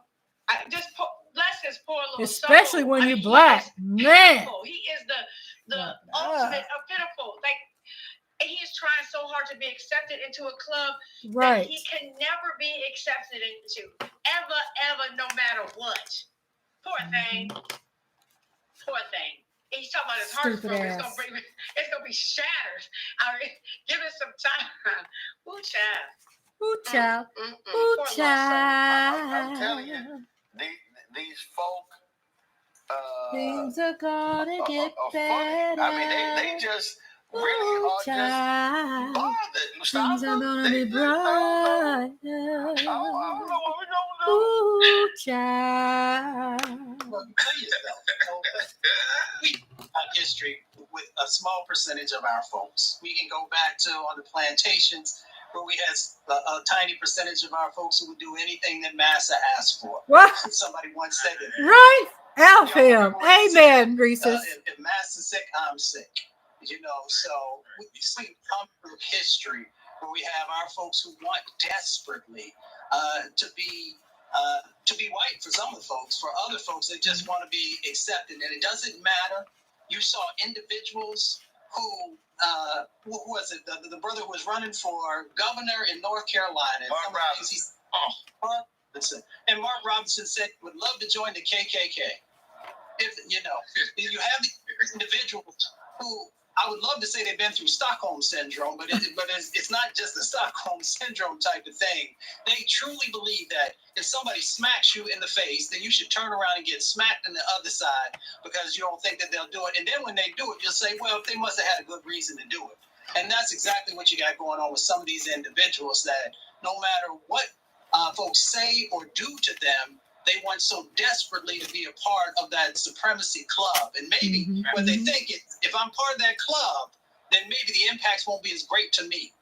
But the reality is that they will never. I haven't watched Roland Martin in a long time. I'm so glad. And that's exactly what they did. To watch him now. This here is the video Randy was talking about. Joe, watch this. Hola familia, aquí con ustedes haciendo So for all the English-speaking people that are watching this, watch this video. Clarence Thomas wannabe, Risa said, amen, I know. His experiences living in a neighborhood filled with other Trump supporters. He wanted his fucking kids to play with the other Trump supporters, but guess what? They don't want his kids to play with their kids because their kids are Hispanic, to the point where they're going to scare the kids off by shooting guns in the air. But this is what you wanted. This is what y'all picked. So don't complain. Don't fucking bitch. This is what you get the on. Go on down. So, go on. Get the fuck out of here. These people, I'm telling you. Go on. A lot of, I know some people out there like, y'all brought a lot of cuts. I'm telling y'all, folk are not, they just like, yo, we ain't trying to hear it. I mean, I keep, people don't understand when we talk about there being consequences. And there are people who are like, yo, we tried to tell you, you didn't want to listen. You wanted to sit here and act a fool. You sat here and you and then now you're upset because folk say we're not coming to your aid. And I'm telling y'all, it's about to be it's gonna be more tears. Coming to your aid. I'm telling you right now, this gonna be me all day. What's lunch? He said all day. We'll be going to the park. Yeah, these folks. Joe. Go on. I don't want to hear the whining. Right, yeah, you can't whine. Because at the end of the day, this is what they thought about you. All you could do is vote for them. Vote with them. And then after that, you can go and do whatever they believe people that look like you do. And you know, I'm not Hispanic or Latino, but I couldn't imagine toning down my heritage or any of those types of things for these particular folks, you know, and subjecting my kids to a situation where you don't have your eyes open about who folks are and who folks aren't. And so now they want to be accepted, because they voted for Trump. But the fact that they voted for Trump doesn't change. They're not accepted. Look at such and such's views have went down. And so now you're going to have to deal with that. And that's where you are. And then this brother with the MAGA hat on, listen, I wouldn't get his cat 5 cents for cheese on a Whopper. He didn't get to come to the barbershop. He don't get to come to the barbecue. And he's going to have to sit in the back row in church. Now, the sun is going down in here in California, so he better go and get his black behind home before Massa beats him like he stole something. I did too. I unsubscribed. I'm just telling y'all right now. I unsubscribed. Okay. I'm going to I don't want my numbers affiliated. I want that. You know what I'm saying? And I just love Reese's how just the things you say is look, ain't nobody. You stand true to your convictions. I love that. Rolling up in the crib. No way. Right. Yeah, for sure. And I'm telling you right now, Mustafa, brother, the level of hostility that I would have goes beyond if every one of my nephews was an Omega, Kappa, Sigma, and Iota. I would be like, oh, Roland has like evolved, man. Right now. So for all these people who say, well, no, I always liked him, but boy, society, nah. I wouldn't even let your ass eat a plate. You have to go to Popeyes or go get you a hot dog at 7-Eleven because you ain't rolled up in my house. Matter of fact, I would treat a MAGA voter, if somebody roll up in my family house at Thanksgiving, I would treat you worse if you a Negro who didn't pay his child support and you looking for a plate. Oh. And I ain't got no problem saying it. I mean, it's real, right? So folks who decided to vote for Trump, there's an ideology, and that ideology is not one that is beneficial to our communities. So why these are my people. Like when we hang out with someone or we invite them into our space, we are saying we have a whole different type of content creating, don't we? That I'm comfortable with. Whole different kind. I'm just always amazed how we try and figure out ways of sanitizing, the most vile things. And in this instance, it is, the sets of policies that this new administration is going to move forward. Is that his? So if that's what you're down with, you're welcome to do it in your home or in your community and enclaves where you is might that find his? a It bunch must of be folks his. who believe like you do. But this is a shout out to my mama. My mama raised over 50 children, all kinds of different people. Anybody was in trouble, she'd bring them in. And my mother has this thing about on Thanksgiving of going out and bringing people off the street so they have something to eat. So mama, I hope this year that you don't not necessarily bring folks in, but that you are selective about the individuals be selective. Your charity and your grace. Well, Waka Flocka had a little attitude because this happened. Waka Flocka here at some event, and these he's serious. DC, okay. And these folks, this Lax Wine and Spirits, they said, "I love and support my community first and foremost. I'm not a huge political or music person. And I truly had no idea about the views of Waka Flocka Flame, nor do I share his views. My community has spoken, and the event tomorrow has been canceled. It's supposed to be a meet and greet. Hey, dog, take your ass to a MAGA event. Let's see if they buy your music.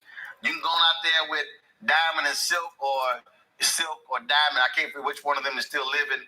Go ahead and go ahead. Up in here. Because see, here's the other deal. Get gone. Before the election, cussed out the audience and said, if you a Harris supporter, get the hell out of my concert. Oh my I ain't God. got no problem with them. That's right. I remember that. No, Waka Flocka and Amber Rose need to get together and figure out a new career. Because I promise you, MAGA ain't gonna have near one of them. And I said one of them. Circuit, they're not gonna be working with them. It's done. They use them for what they use them for. Right. They've been over. Right. They got what they got, and it's over. And so, and he showed the Black community, and Amber Rose showed the Black community who they really are. And gone now. We're not going to forgive them. They're not coming back. So they need to start. We don't forget. Sort of other skill. I hope they have other. Well, I don't know if Amber Rose have ever had. And Joe, Ray J too. Ray J? Y'all gone with the red hat. Really? I didn't know about him. Fucker. Yeah. Oh yeah. Ray J was down there at Mar-a-Lago with Amber Rose, all excited and happy. As they Joe, I'm gonna go to the country. Go on get. Hey, whoa. Listen, go and make it last forever like you swear, because hey, listen. PADs, lifeblood of one's musical career is being able to appear with your audiences, and you might cross over a little bit and do some pop and that kind of stuff. But at the end of the day, if your people don't support you, you're going to end up having a problem. And so you run the risk of having that happen. And so, whatever comes. Don't get. And so, you really need to look that way, look both ways before you cross that Don't street. want one of you. And if he didn't, and if there was a consequence, then that's where he'd be. I mean, I guess he's sure that he doesn't need music for his career and for his life to work out. And if that's the case, that's fine, because there's a whole lot of people that might not check for him. I had my Patty A.F. t-shirt on at work yesterday for the silence in the room. And just in case you didn't see this photo here, well, there you go. Okay. You ain't coming to my house for Thanksgiving. We talk about blackness and what happens in black culture. Put it out there, Roland. You have to play you more often, brother. Genuine people power movement. There's a lot of stuff that we're not getting. You get it, and you spread the word. We wish to plead our own cause. Too long have others spoken for us. We cannot tell our own story if we can't pay for it. This is about covering up. Invest in Black-owned media. Your dollars matter. We don't have to keep asking them to cover our stuff. So please support us in what we do, folks. We're going to hit 2,000 people, $50 this month, raise $100,000. We're behind 100,000, so we want to hit that. Your money makes this possible. Take some money orders. Go to PO Box 57196, Washington, D.C. 20037. He said, F around and find out. It's been a week since we got the results of the presidential election, and if it feels like things are moving very quickly, that's because they are. Donald is announcing his nominees for various cabinet positions and ambassadorships, and each one is worse than the last. But it's really important to remember that it's not only Donald and the right that have had time to prepare for this moment. Democrats have also been preparing for this unfortunate eventuality since probably Donald became the Republican nominee in 2016. First, I want to take a look at what some of our public figures, especially blue state governors and Democratic governors in red states, are doing to fight back against encroaching fascism. Gavin Newsom. That's Mary Trump, for those who don't know. That's Donald Trump's niece. His state, Donald Trump is her Newsom uncle. in the Beltway on Monday She hates Trump. And was set to spend the next 36 hours meeting with White House officials and California's congressional delegation. His spokesperson, Izzy Garden, said the focus includes disaster funding, the approval of state healthcare initiatives aimed at improving access to health and mental health care for Californians, and crucial climate and clean air efforts. Newsom has also vowed to make California a leader of the resistance against Donald's second term, especially when it comes to disagreements over states' voter ID and climate laws, as well as protections for patients seeking abortions and LGBTQ plus rights. There is a lot of hope in this statement, but the thing that gives me the most hope is the fact that California is talking about leading a resistance, which strongly suggests that blue state governors and Democratic governors are in conversation with each other to form a strong coalition. Here is Governor of Minnesota, former vice presidential candidate Tim Walz. I do want to take a few minutes and talk about a few words about our path forward. I know there's a lot of folks that are worried about the next 4 years and what they're going to look like. I'm one of them. The agenda we heard from the other side in this campaign was very different. The divided states of America. Our state and our country. We've already seen the damage a president can cause when he's in it for himself, not the American people. Right, Reese's? Look, we know what's coming down the pipe. Reese's said divided states of America. It is. And we're going to have to be ready to defend the progress that we've made here in Minnesota. The other side spent a lot of time campaigning and talking about and promising that they would leave things up to the states. Well, I'm willing to take them at their word for that.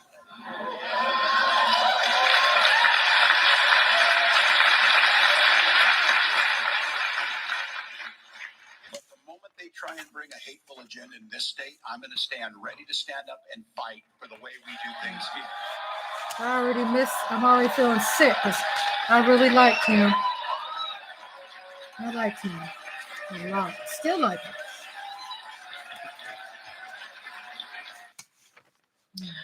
Others who truly seem to understand the fight we find ourselves in are Governor-elect of Washington State, Bob Ferguson, who began planning for this moment over a month ago, New York's Governor Kathy Hochul, and Michigan Governor Gretchen Whitmer, as well as Andy Beshear, who's the Democratic governor of the very red state of Kansas. So far, the strongest message has come from Illinois Governor J.B. Pritzker. Check this clip out. People have often said that I'm a happy warrior, and I've always taken seriously my role as a happy warrior on behalf of this state. Even today, when I'm struggling with many of the difficult questions this election poses, my optimism for the future remains undiminished. Governing It's our is Democrats. hard work, but it's also important and challenging work. I refuse to let it grind me down. Setting the example for us all are the hardworking and decent people of Illinois who refuse to let the challenges they face grind them down. To anyone who intends to come take away the freedom and opportunity and dignity of Illinoisans, I would remind you that a happy warrior is still a warrior. Right. You come for my people, you come through me. One thing I really hope that these governors are tapping into is the fact that Democratic states, blue states, are incredibly densely populated. Literally, there are tens of millions more of us than there are of them. Also, many blue states, especially states like California and New York, are extraordinarily wealthy. California is the 5th largest economy in the world. And blue states overwhelmingly fund red states. Something to keep in mind. Before we get to our next topic, I just want to take a second to ask you, please, to subscribe to our channel. It's really more important than ever to support independent media like ours. Okay, that's it. Getting back to how we're fighting back. The public is pretty sick of it, women in particular. Nick Fuentes, who is a misogynist and Yes, a we Nazi, is running around saying this kind of thing and encouraging his followers to say it as well. Hey, bitch, we control your bodies. Guess what? Guys win again, okay? Men win again. And yes, we control your bodies. Hi, I'm your Republican congressman. Hi, I'm your Republican congressman. It's your body, my choice. And men, women again. Men win again. There will never, ever be a female president. Never. There will never be a female president, ever. It's over. Everybody who voted for Donald Trump is okay with that. Every Republican elected official endorses that. And by the way, Fuentes, you little prick, I don't know who taught you how to be a man, but you are not one. So you little prick. Surprised us that Fuentes was rightfully doxxed. Jewish activist Marla Rose went to Fuentes' house to confront him, and he pepper sprayed her and then kicked her down the stairs because he's such a manly man. She's pressing charges against him, and I hope that she actually gets a ruling against him because he assaulted her. Oh my God. And I'm sorry, showing it up at somebody's doorstep is not assault, but pepper spraying them for absolutely no reason and then kicking them downstairs absolutely is. So yeah, your body, my choice, Fuentes. Finally, we have the 4B movement. This originated in South Korea. Women are coming together on social media to implement this. The 4 principles are this: no dating men, no sex with men, no heterosexual marriage, and no childbirth. His position on abortion access has varied, but during the final stages of his campaign, saying states should decide whether the women like it or not. I'm going to protect them. The Trump campaign did not respond to a request for comment on the 4B movement. As tensions build, and you guys think it's just internet trolls, this is a problem. A battle bursting onto our feeds and into America's culture wars. Social media has gained millions of views this weekend based on this nascent movement. You will be shocked to know that people over at Fox hate this idea. Feminists aren't happy either, so they're going on a sex strike to punish all the men they're already not sleeping with. We cannot underestimate the permission being given to small men who are full of self-loathing and project that onto women they now believe they have the right to control. Right. Thanks to misogynists running our country like Donald Trump and J.D. Vance.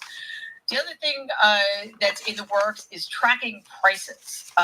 We all need to start keeping a record of where we are and where we're going in terms of things like the economy. Hold Donald to his word. This TikToker and many others are taking to that platform as a promise to track every step and misstep Donald takes. Check this out. One thing about me, I hate Trump. Another thing about me, I love charts. So I will definitely be holding everybody accountable. Every 6 months up until 2028, I'm going to be keeping track of all of the prices that are supposed to come down, along with the federal income tax for my own tax bracket. Gas is going to be from the lowest gas station that I could find in my state, and it's going to be from the same gas station every 6 months, along with eggs and milk. They're going to be from the same grocery store. Here are going to be the tax brackets for single filers in 2024, and 2025 has already been decided what the taxes are going to be, so that's what they look like for single filers. Also wanted to add in the fact that inflation has been continuously, steadily dropping. Right now it's dropping at a rate of 3.1%. It is November 7th, 2024, and we will come back to that in 6 months, and then 6 months after that, and then 6 months after that, up until 2028. But yeah, we'll be keeping receipts. Right. Yes, keep your receipts, and anybody who voted for a fascist because the price of eggs was too high, well, it's going to get really bad for you. Also, we need to start pushing back against family and friends. It is no longer acceptable to have anything to do with people who embrace the kind of misogyny, racism, and anti-immigrant hatred that is going to be the ruling law of the land of the United States of America. It is not acceptable to socialize with people who support any of those things, so don't do that. And listen, go ahead, Mary. People who voted for Donald Trump going to Thanksgiving, either tell them they can't go or stay away. Let's not feel bad for Jesse Waters for a second.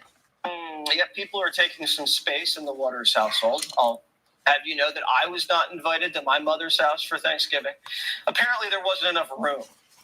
She said it was a scheduling situation, and then at the last second invited me to come over on Black Friday.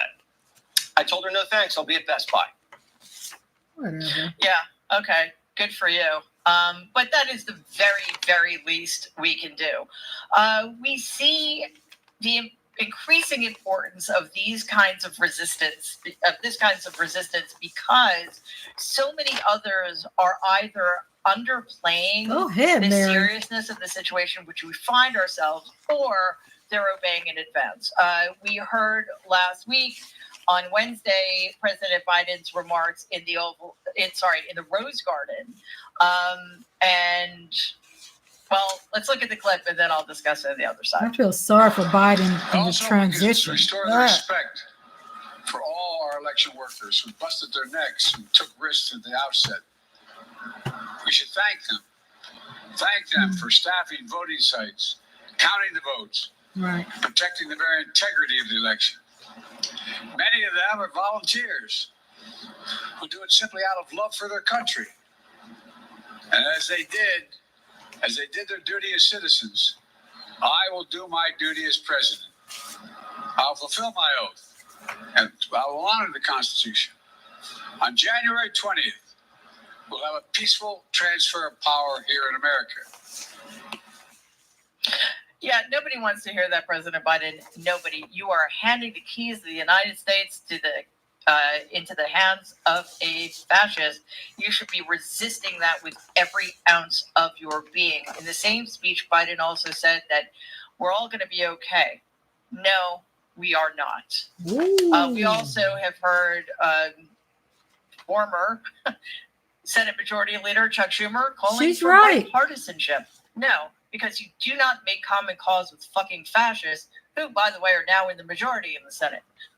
We've seen both Mark Zuckerberg and Jeff Bezos of Facebook and the Washington Post / Amazon, respectively, fawning all over Donald Trump in the wake of his win.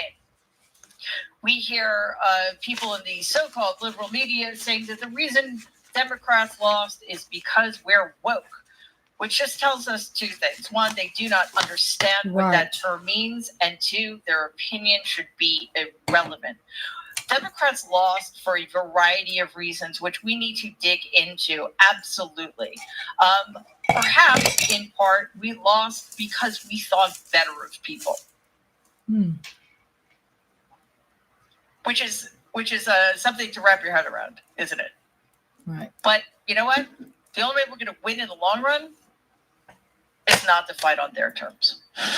Just a quick reminder, please subscribe to the Married Trump Media channel. It does not cost anything.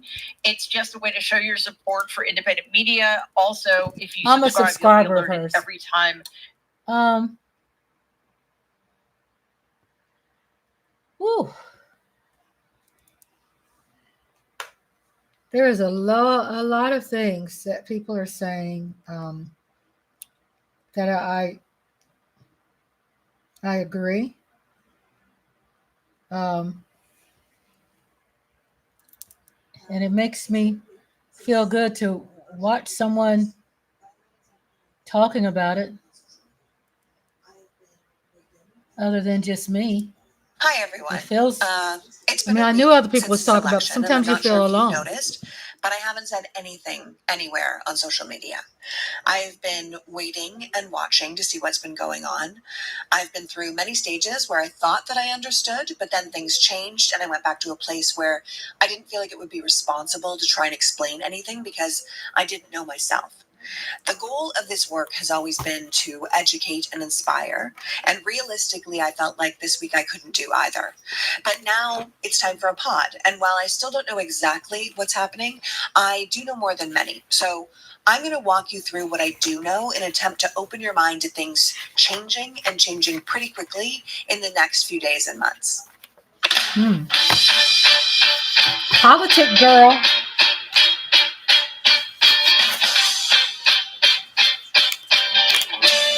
Hello, and welcome to the Politics Girl podcast. I'm your host, Lee McGowan. Let's get into it. I will tell you right now that I am very concerned. Concerned enough to be making sure my pantry is full and our medications and vaccinations are up to date. Now, keep in mind that I live in California, so this is something we often do to make sure we're prepared for potential earthquakes. But I am updating everything right now because now feels like a good time. Right. While I still can't explain exactly what happened with the 2024 election, it really does appear as if Trump and his dangerous, lawless, extremist allies have won.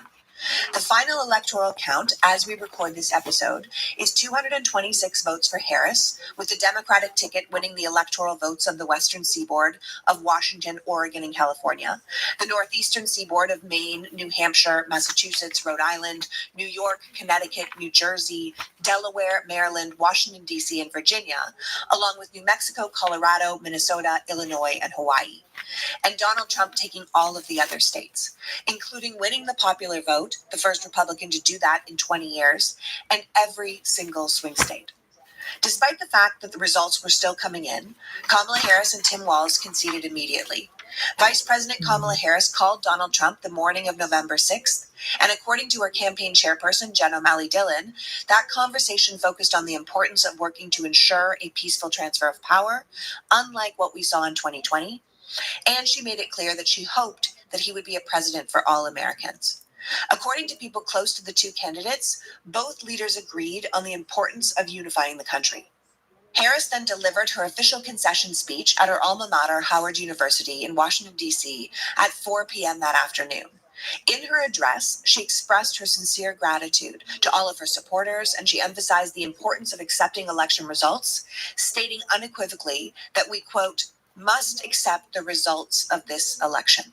Harris also reaffirmed her unwavering commitment to America's democratic principles and encouraged everyone to never give up the fight for our democracy. Acknowledging the disappointment of the youth of America, she told them it was okay to feel sad and disappointed, but to know that everything was going to be okay. Harris finished the speech with a strong call for unity and resilience, highlighting the importance of the promise of America to the world. Now, this very clear, very humble, very gracious concession came so soon after the election that a lot of people couldn't really take it in because they were still reeling from the results.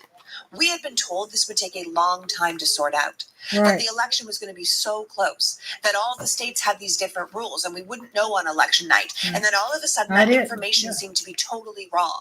It was shocking. It was disorienting. So many votes were still being counted, and yet the campaign seemed so sure that the race was over. And then as time went on, it seemed that they were right.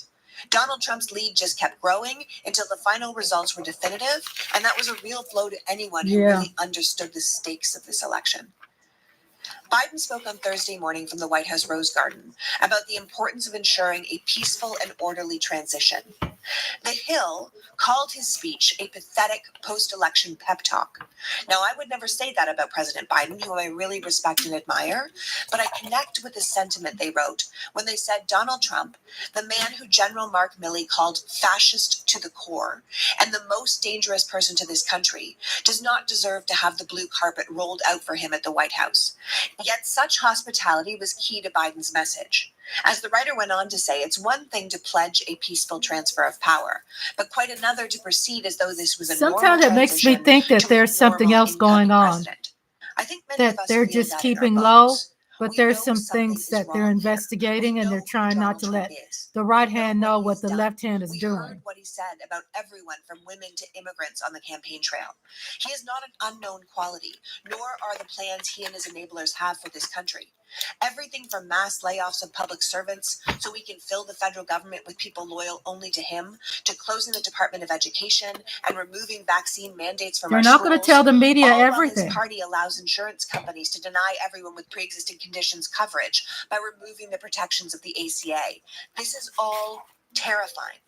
So this "it's all good, the people have spoken" thing, when the winner is a man who tried to illegally overturn the last election, let hundreds of thousands of Americans die due to negligence, who stole and potentially sold top secret documents from the White House, whose children and companies made billions of dollars off his presidency. This is the man who was indicted for over 90 felonies this year and has already been found guilty by a jury of his peers of 34. This is a man awaiting sentencing. Last time he was in power, he refused to concede and staged a riot to storm the U.S. Capitol to stop the peaceful transfer of power. Calm. This is a man You know who what I'm calls our saying? country garbage and is a Calm. danger to women and the world order and the economy. So it feels wrong to just consider handing over the keys of the country to him, no questions asked. Now, I'm a big believer in our institutions, but I spent the past week trying to figure out how I stay alive without access to my medications without the ACA, or if there's a breakdown in their delivery. I grappled with how to talk to my 16-year-old son about the results. How do you raise a boy to be good in a world that rewards men for being bad? I felt blindsided by the idea that everything I had been taught about being a good person, about doing the right thing, about not lying, about having integrity was just bullshit.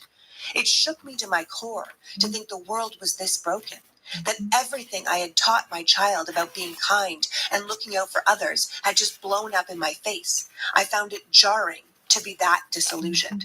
Now, Harris was gracious and empathetic in her concession, and Tim Walz was kind and hopeful, and Joe Biden, who is the current president and the one who swore to preserve, protect, and defend the Constitution from enemies both foreign and domestic, said it was a setback, and setbacks were unavoidable. But that didn't mean we should give up. Now, I don't know about you, but this whole thing feels like more than a setback. So that's a tough ask from the one person who actually has the power to protect our lives and our freedoms and the American way of life. Here we are with half the public terrified and confused, and our president appears to be dedicated to upholding the honor of the office of the president rather than acknowledging that the people who will be taking over that office are going to burn the entire institution to the ground. Now, I talk to a lot of people who seem to respond to the terror of our imminent destruction by taking solace in the idea that the people who chose Trump would also suffer. A common refrain in the days after the election were, "They didn't win, we all lost. They just don't know it yet." This week has felt like a year. It is confusing to know how the country is supposed to function with the idea that it doesn't matter if you're a criminal or a rapist or someone who publicly promises to hurt people. It doesn't matter because you can still become the president of the United States. It is a wonder how someone who ran a campaign of literal hate could be chosen by the majority of our fellow citizens to be our leader. And it is, quite frankly, demoralizing. Of course, it didn't help that the Christian nationalists and the Republican leaders started coming out almost immediately, vowing retribution against their enemies and full-throatedly admitting that after perpetually denying it during the campaign, Project 2025, the conservative blueprint to undo decades of progress on LGBTQ rights, reproductive freedoms, climate protections, and social inequality, wasn't just some random concepts from the Heritage Foundation, but their actual working agenda. Right. I mean, I personally had multiple on-air fights on CNN leading up to the election with conservative operatives who swore up and down that liberals were just making up the Republican connection to Project 2025, that Trump had nothing to do with it, and it would have no bearing on his presidency. Right. I had thousands of comments online from MAGA supporters telling me what a stupid, uninformed liar I was. And yet, as soon as Harris conceded, conservative commentator and Trump surrogate Matt Walsh tweeted out, "Now that the election is over, I think we can finally say that, yeah, actually, Project 2025 is the agenda. LOL." And there you have it. Former Trump advisor and podcast host Steve Bannon enthusiastically held up a copy of Project 2025 on his War Room podcast, calling it a conservative triumph that should be shared everywhere. And Republicans started openly embracing the project's punishing tone across the country. Look no further than Texas GOP official Beau French, who has continually been in hot water for using slurs against the gay and trans community, taking to social media on November 6th to say, "Can we just admit now that we're going to implement Project 2025? These people were just out here gloating that they had lied, that they were going to do exactly what we said they were going to do. And it was heartbreaking because we told ya. And now it seems like we're stuck with this outrageous plan that will hurt so many people when they didn't even have the integrity to run on it." And speaking of lack of integrity, Donald Trump, the adjudicated rapist who has been accused by 26 women of sexual assault or misconduct and bragged about overturning women's federal rights to their own health care and bodies, a man who continually referred to his female opponent as a low IQ individual, a bitch who slept her way to the top because she was dumb as a rock, and then laughed with his supporters about her being a hooker, the man who closed his campaign And they by still came back and questioned them whether her they wanted him to or not, instead of challenging Trump. and his victory seemed to unleash and free every incel and woman hater in America. Nick Fuentes, the white nationalist, misogynistic, xenophobic, anti-Semitic podcaster who had dined at Mar-a-Lago with Trump, went on air to say that the future for women was your body, my choice. In fact, the whole quote that got millions of views and hundreds of thousands of shares was, "Men win again. And yes, we control your bodies. Hi, I'm your Republican congressman. Hi, I'm your Republican congressman. It's your body, my choice." And men, women again. Men win again. There will never, ever be a female president. Never. There will never be a female president, ever. It's over. Glass ceiling? Dude, it's a ceiling made of fucking bricks. You will never break it. Wow. Your stupid face keeps hitting the brick ceiling. We will keep you down forever. You will never control your own bodies. You will never be the president of the global empire. Never gonna happen, sweetie. Your body, our choice. Never gonna happen, sweetie. Your body, my choice. Emboldened men who voted for Donald Trump at the highest rate in this country took the masks completely off this week and celebrated Harris's loss across the country by putting women in their place and attacking them online, repeating Fuentes' "your body, my choice" everywhere from X to middle school classrooms. They are out here calling us whores and cunts and threatening us with rape squads and saying things like, "we own you now."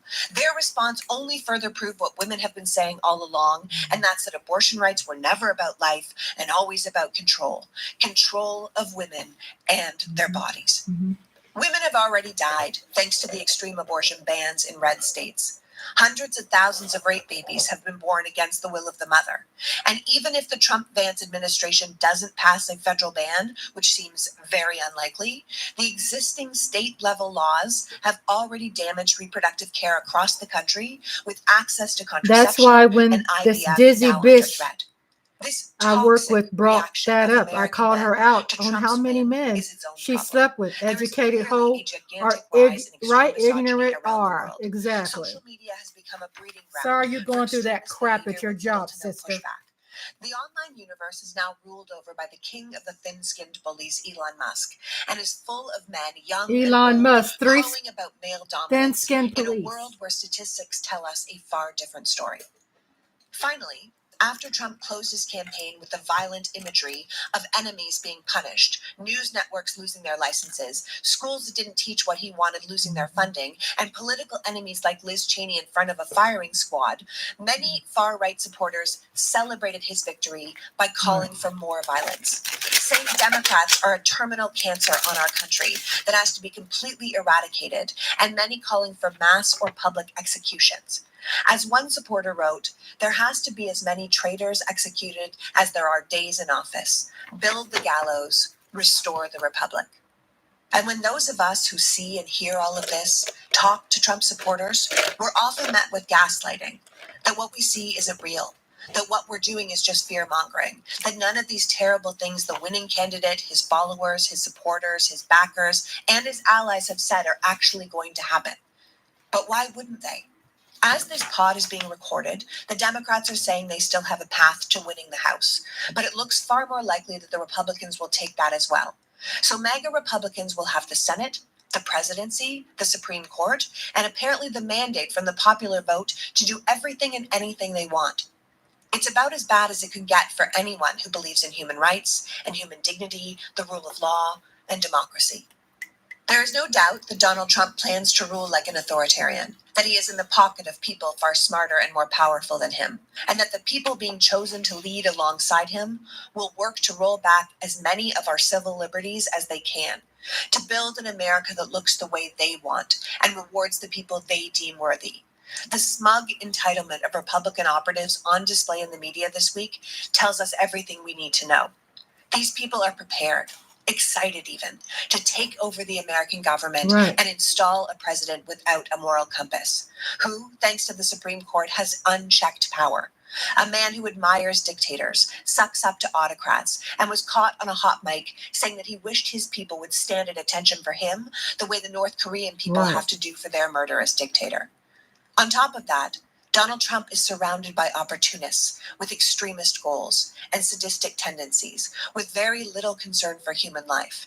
If this man becomes our leader, Americans are going to have to find their grit really fast. Right now, we're kind of a soft people. We've been safe enough for long enough that we got complacent about living in democracy with everything at our fingertips, where we could count on the protections of the rule of law and our civil rights and constitutionally protected freedoms. But those days might be over. And if they are, then we need to return to our roots. Our country's history is defined by resistance to tyranny. And sadly, since it doesn't appear we learned our lesson, or perhaps it's because we didn't include everyone in the land of the free the first time, we're going to have to learn this lesson again. If this happens, please understand it's going to be really bad.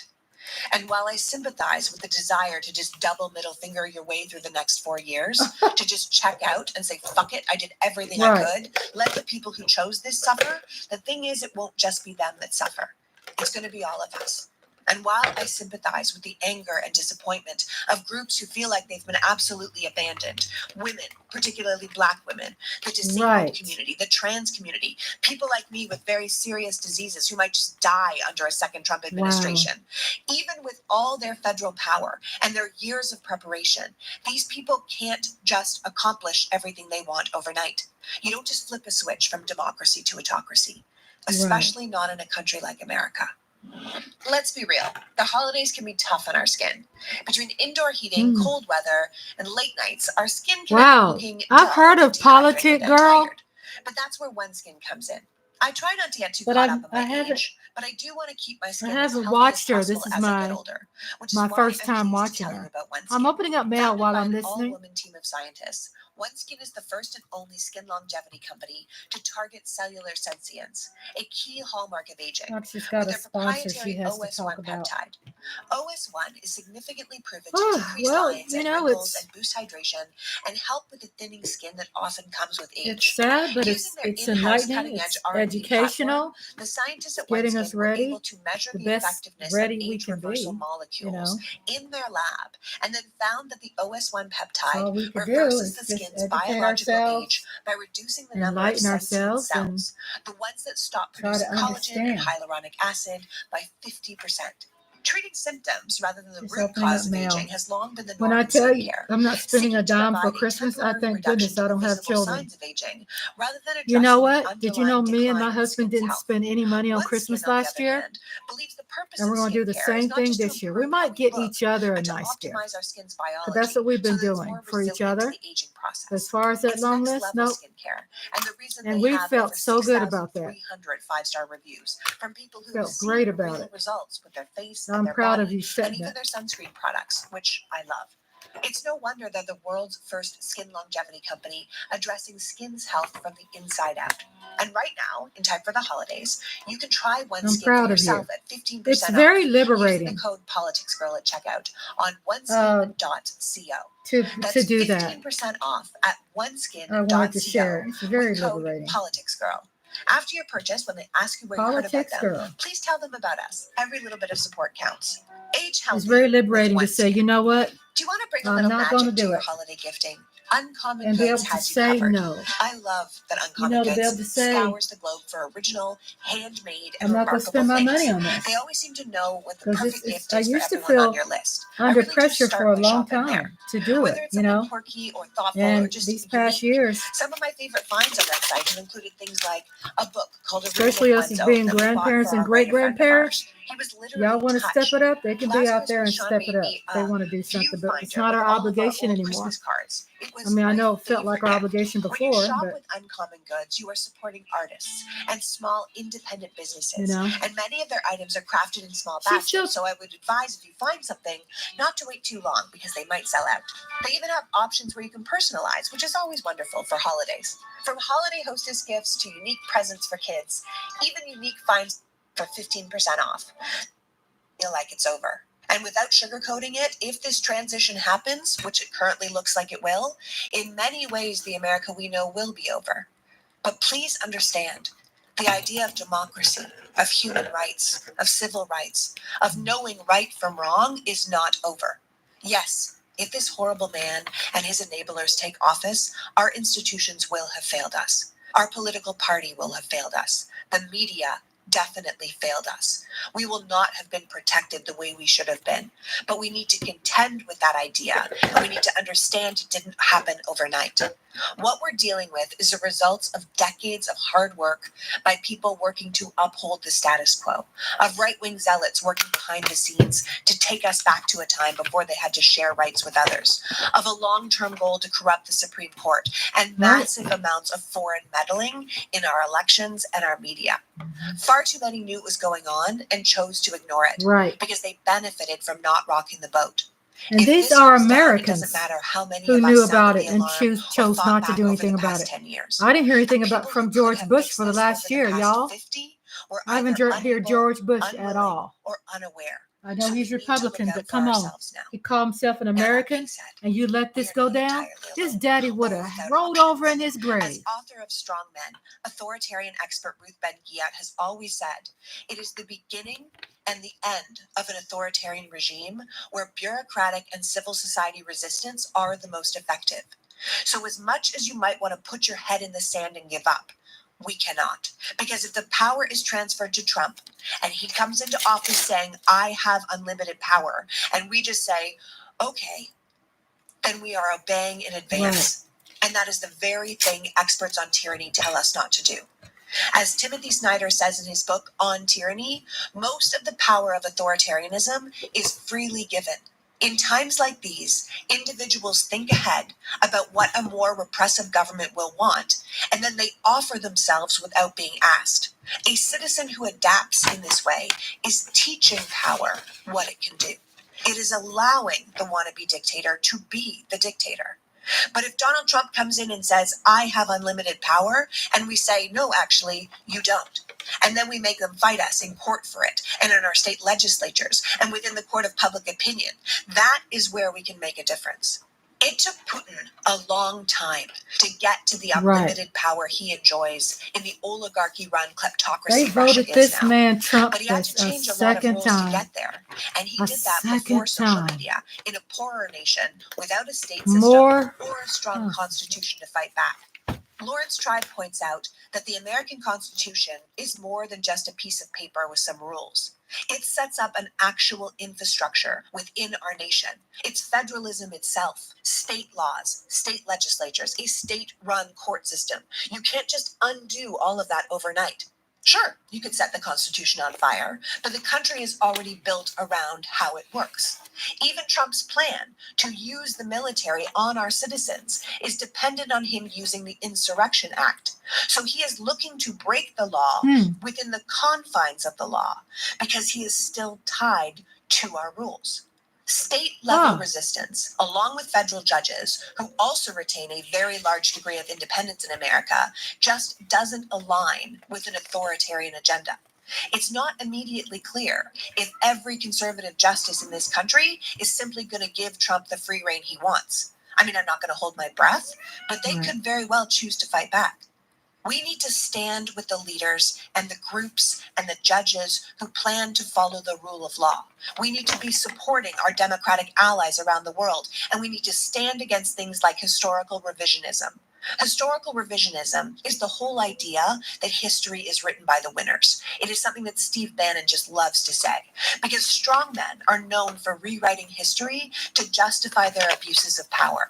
They depend on fear to control their followers. They attack educators and writers and journalists, real journalists, not entertainment journalists, as well as independent voices. So we need to work together to keep the truth and democratic norms and the rule of law and human rights and the true American values of freedom and justice and liberty alive while they try to kill it.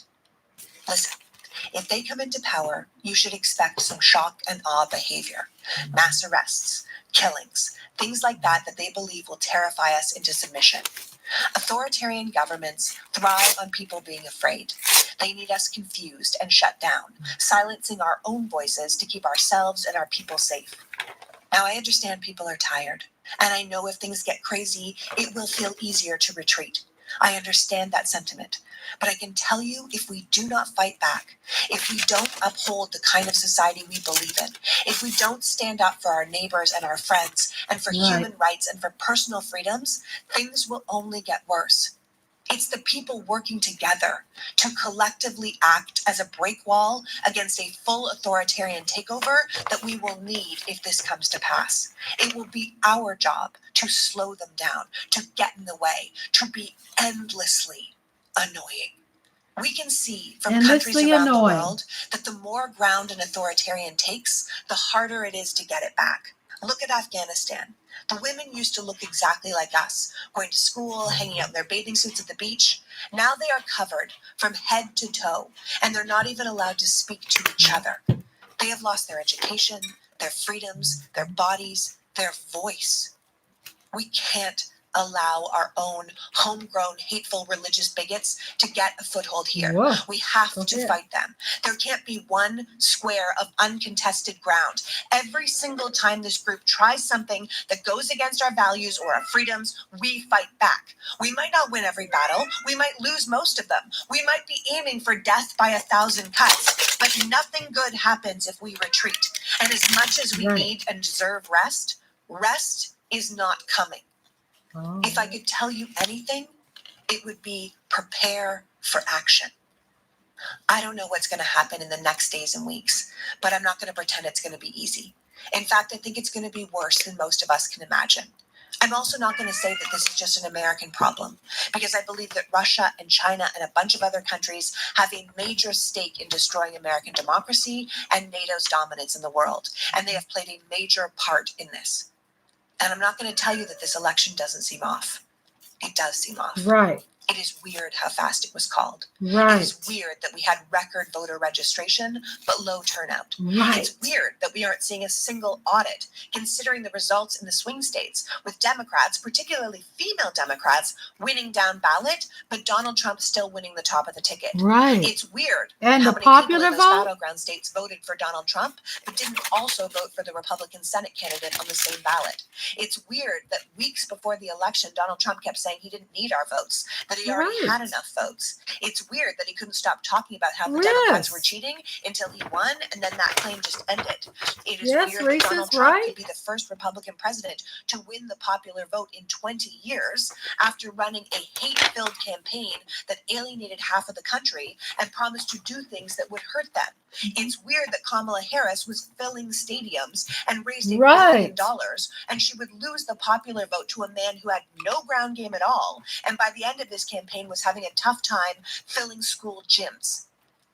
I don't think it makes you an election denier or a conspiracy theorist to question the 2024 results, considering how strangely it went. Right. A manual recount of certain swing states or a full recount before the Electoral College meets mid-December would allow us to go into the future clear-eyed, no matter the results. I mean, with the bomb threats alone, we know there was foreign interference, and perhaps the results would be exactly the same, but at least we could all have confidence in them.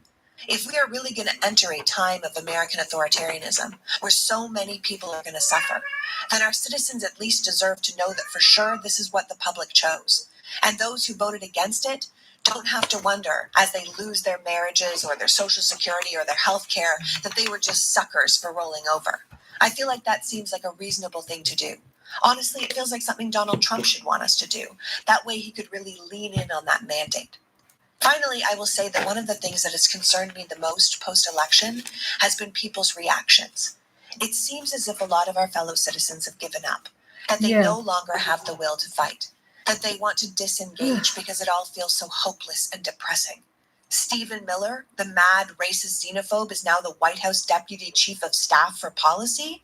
That guy wants to do things like bring back child separation and turbocharge denaturalization, which of course means stripping actual American citizens of their citizenship.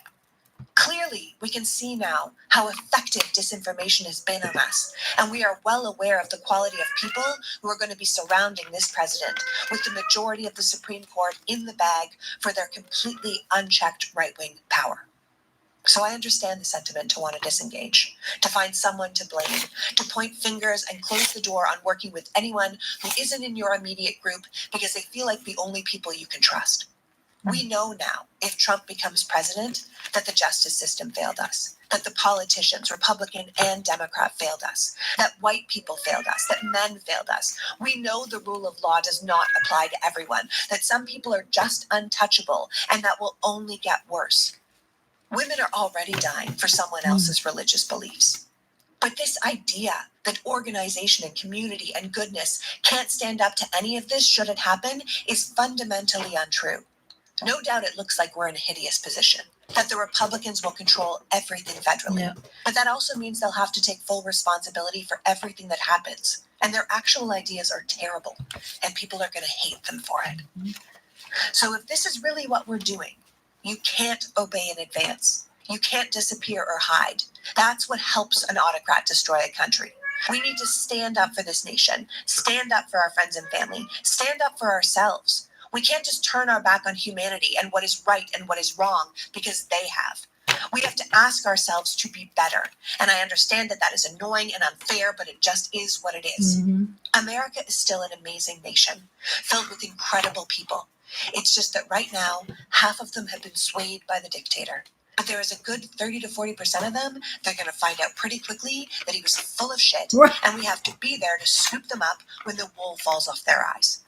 The thing is, no matter who the president is, if we want to continue to live in a society with an actual rule of law, it is essential to work to uphold it.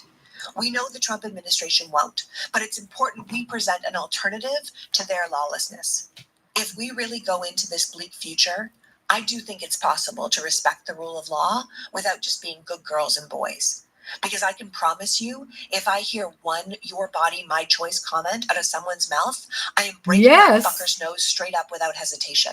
If someone tries to remove the gay couple from the restaurant I'm eating in, I will stop them, and I will hope the rest of the patrons will help me. Look at Ukraine. They have been fighting back against Russian influence and violence Risa for says, decades. phew, They not got rid now. of That's their what puppet direct government, sounds like. using an election system that had been rigged against them for years. They had part of their land annexed, and no one in the world helped them get it back. And now they are in a full-scale war, standing all on their own against Russia, and Russia still needed to bring in North Korean soldiers to help them because they were losing. It's Ukrainians know you can't just have whatever you want because you are stronger and bigger energy that we really need to be embracing right now. Those Ukrainians are unafraid and they know who they are. They simply refuse to lie down and take it. And that is what Americans need to be. Look, historically, democracies fail. Someone always wants more power and chooses to break the rules to get it. It just hadn't happened to us yet. But we are essentially a young and arrogant nation, and we opened ourselves to it. The question is, what do we do next? As we move forward, I'm going to keep you as up to date as possible throughout these trying times. Please know that those who would oppress us are counting on us to roll over, to feel powerless and depressed and just let them destroy democracy, but we are not going to let them. As Rachel Maddow said, history didn't just end. America is not over. We're just getting new marching orders. And the people who want to hold on to democracy and the rule of law are going to have to fight for it. I've been through a lot in my life. And I can promise you, after you get over the depression and the bargaining and the sadness, after you literally go through all the stages of grief, you end up with the choice to lie down and die or get up and fight back. And I hope that most of you will join me in the latter. I want to thank you for joining me today. This period of time we're going into is going to be crazy. I want you to stay aware and stay alert and surround yourself with a community that you trust. It's going to get very real, very fast, and I don't want you to panic. We have just joined a long list of countries that is trying out the strongman thing. But if we don't want to go too far down that road, if we want to actually have elections in 2026 and 2028, then we have to be brave and band together now. We have to band together around the truth and the true ideals of American freedom. So let's make MAGA's attempt at authoritarianism an absolute failure, because this is the land of the free, and we are not going to freely give that up. Until next week. Thank you all so much for being here. Thank you for being here. We had a great time. 2 hours and 30 minutes. That's not including the 2 hours and 30, almost 3 hours earlier. So I've been on live for like it's been almost 6 hours straight. I'm excited to be with my friends. I'm excited to be out here at Reese's Cup, and Lola peeked her head in, and everybody coming in and out. What's her name? Politics Girl. Like we needed to, but we have to fix that. So if you aren't already a premium Politics Girl member, please consider going to politicsgirl.com and signing up. I can't continue this now potentially dangerous Politicsgirl.com. The beauty of signing up to support me is that you will get this podcast ad-free, along with all of my short rants sent directly to your inbox. So even if my work is silenced on social media, I'm going to sign you will up still get access to the truth. There is a link to sign up to in the her. bio of this episode, but also at politicsgirl.com. Thank you so much, as always, for your time. Midas Touch promoted her too and had her to use her content on their website. Wow, we had a very informational, insightful night and morning, and you can tell my battery right here is going down. I'm gonna get all charged up for probably tonight. I don't want to overcommit, but in my heart and mind, I definitely want to be back. So thank you so much, Reese's. I send my love to you, and I had a good time. I'm thinking hopefully you'll be getting off work pretty soon. I don't know. I hope so. I hope I was able to stay with you where it wouldn't feel so much like a job, you know? So we're so glad that you're close in Nodulista, 1990s, and we have Daydream, Nodulista 90s, and Daydream 1990s. Thank y'all so much. A shout out to all of you all for your support. Tracy Williams was here. William Williams was here. The list goes on. I don't want to start naming, then I forget somebody. Love you all. Thank you. Yes, I am. I was just about to say that. Love you and blessings, and we'll be back in Friends Forever. I'll see you soon.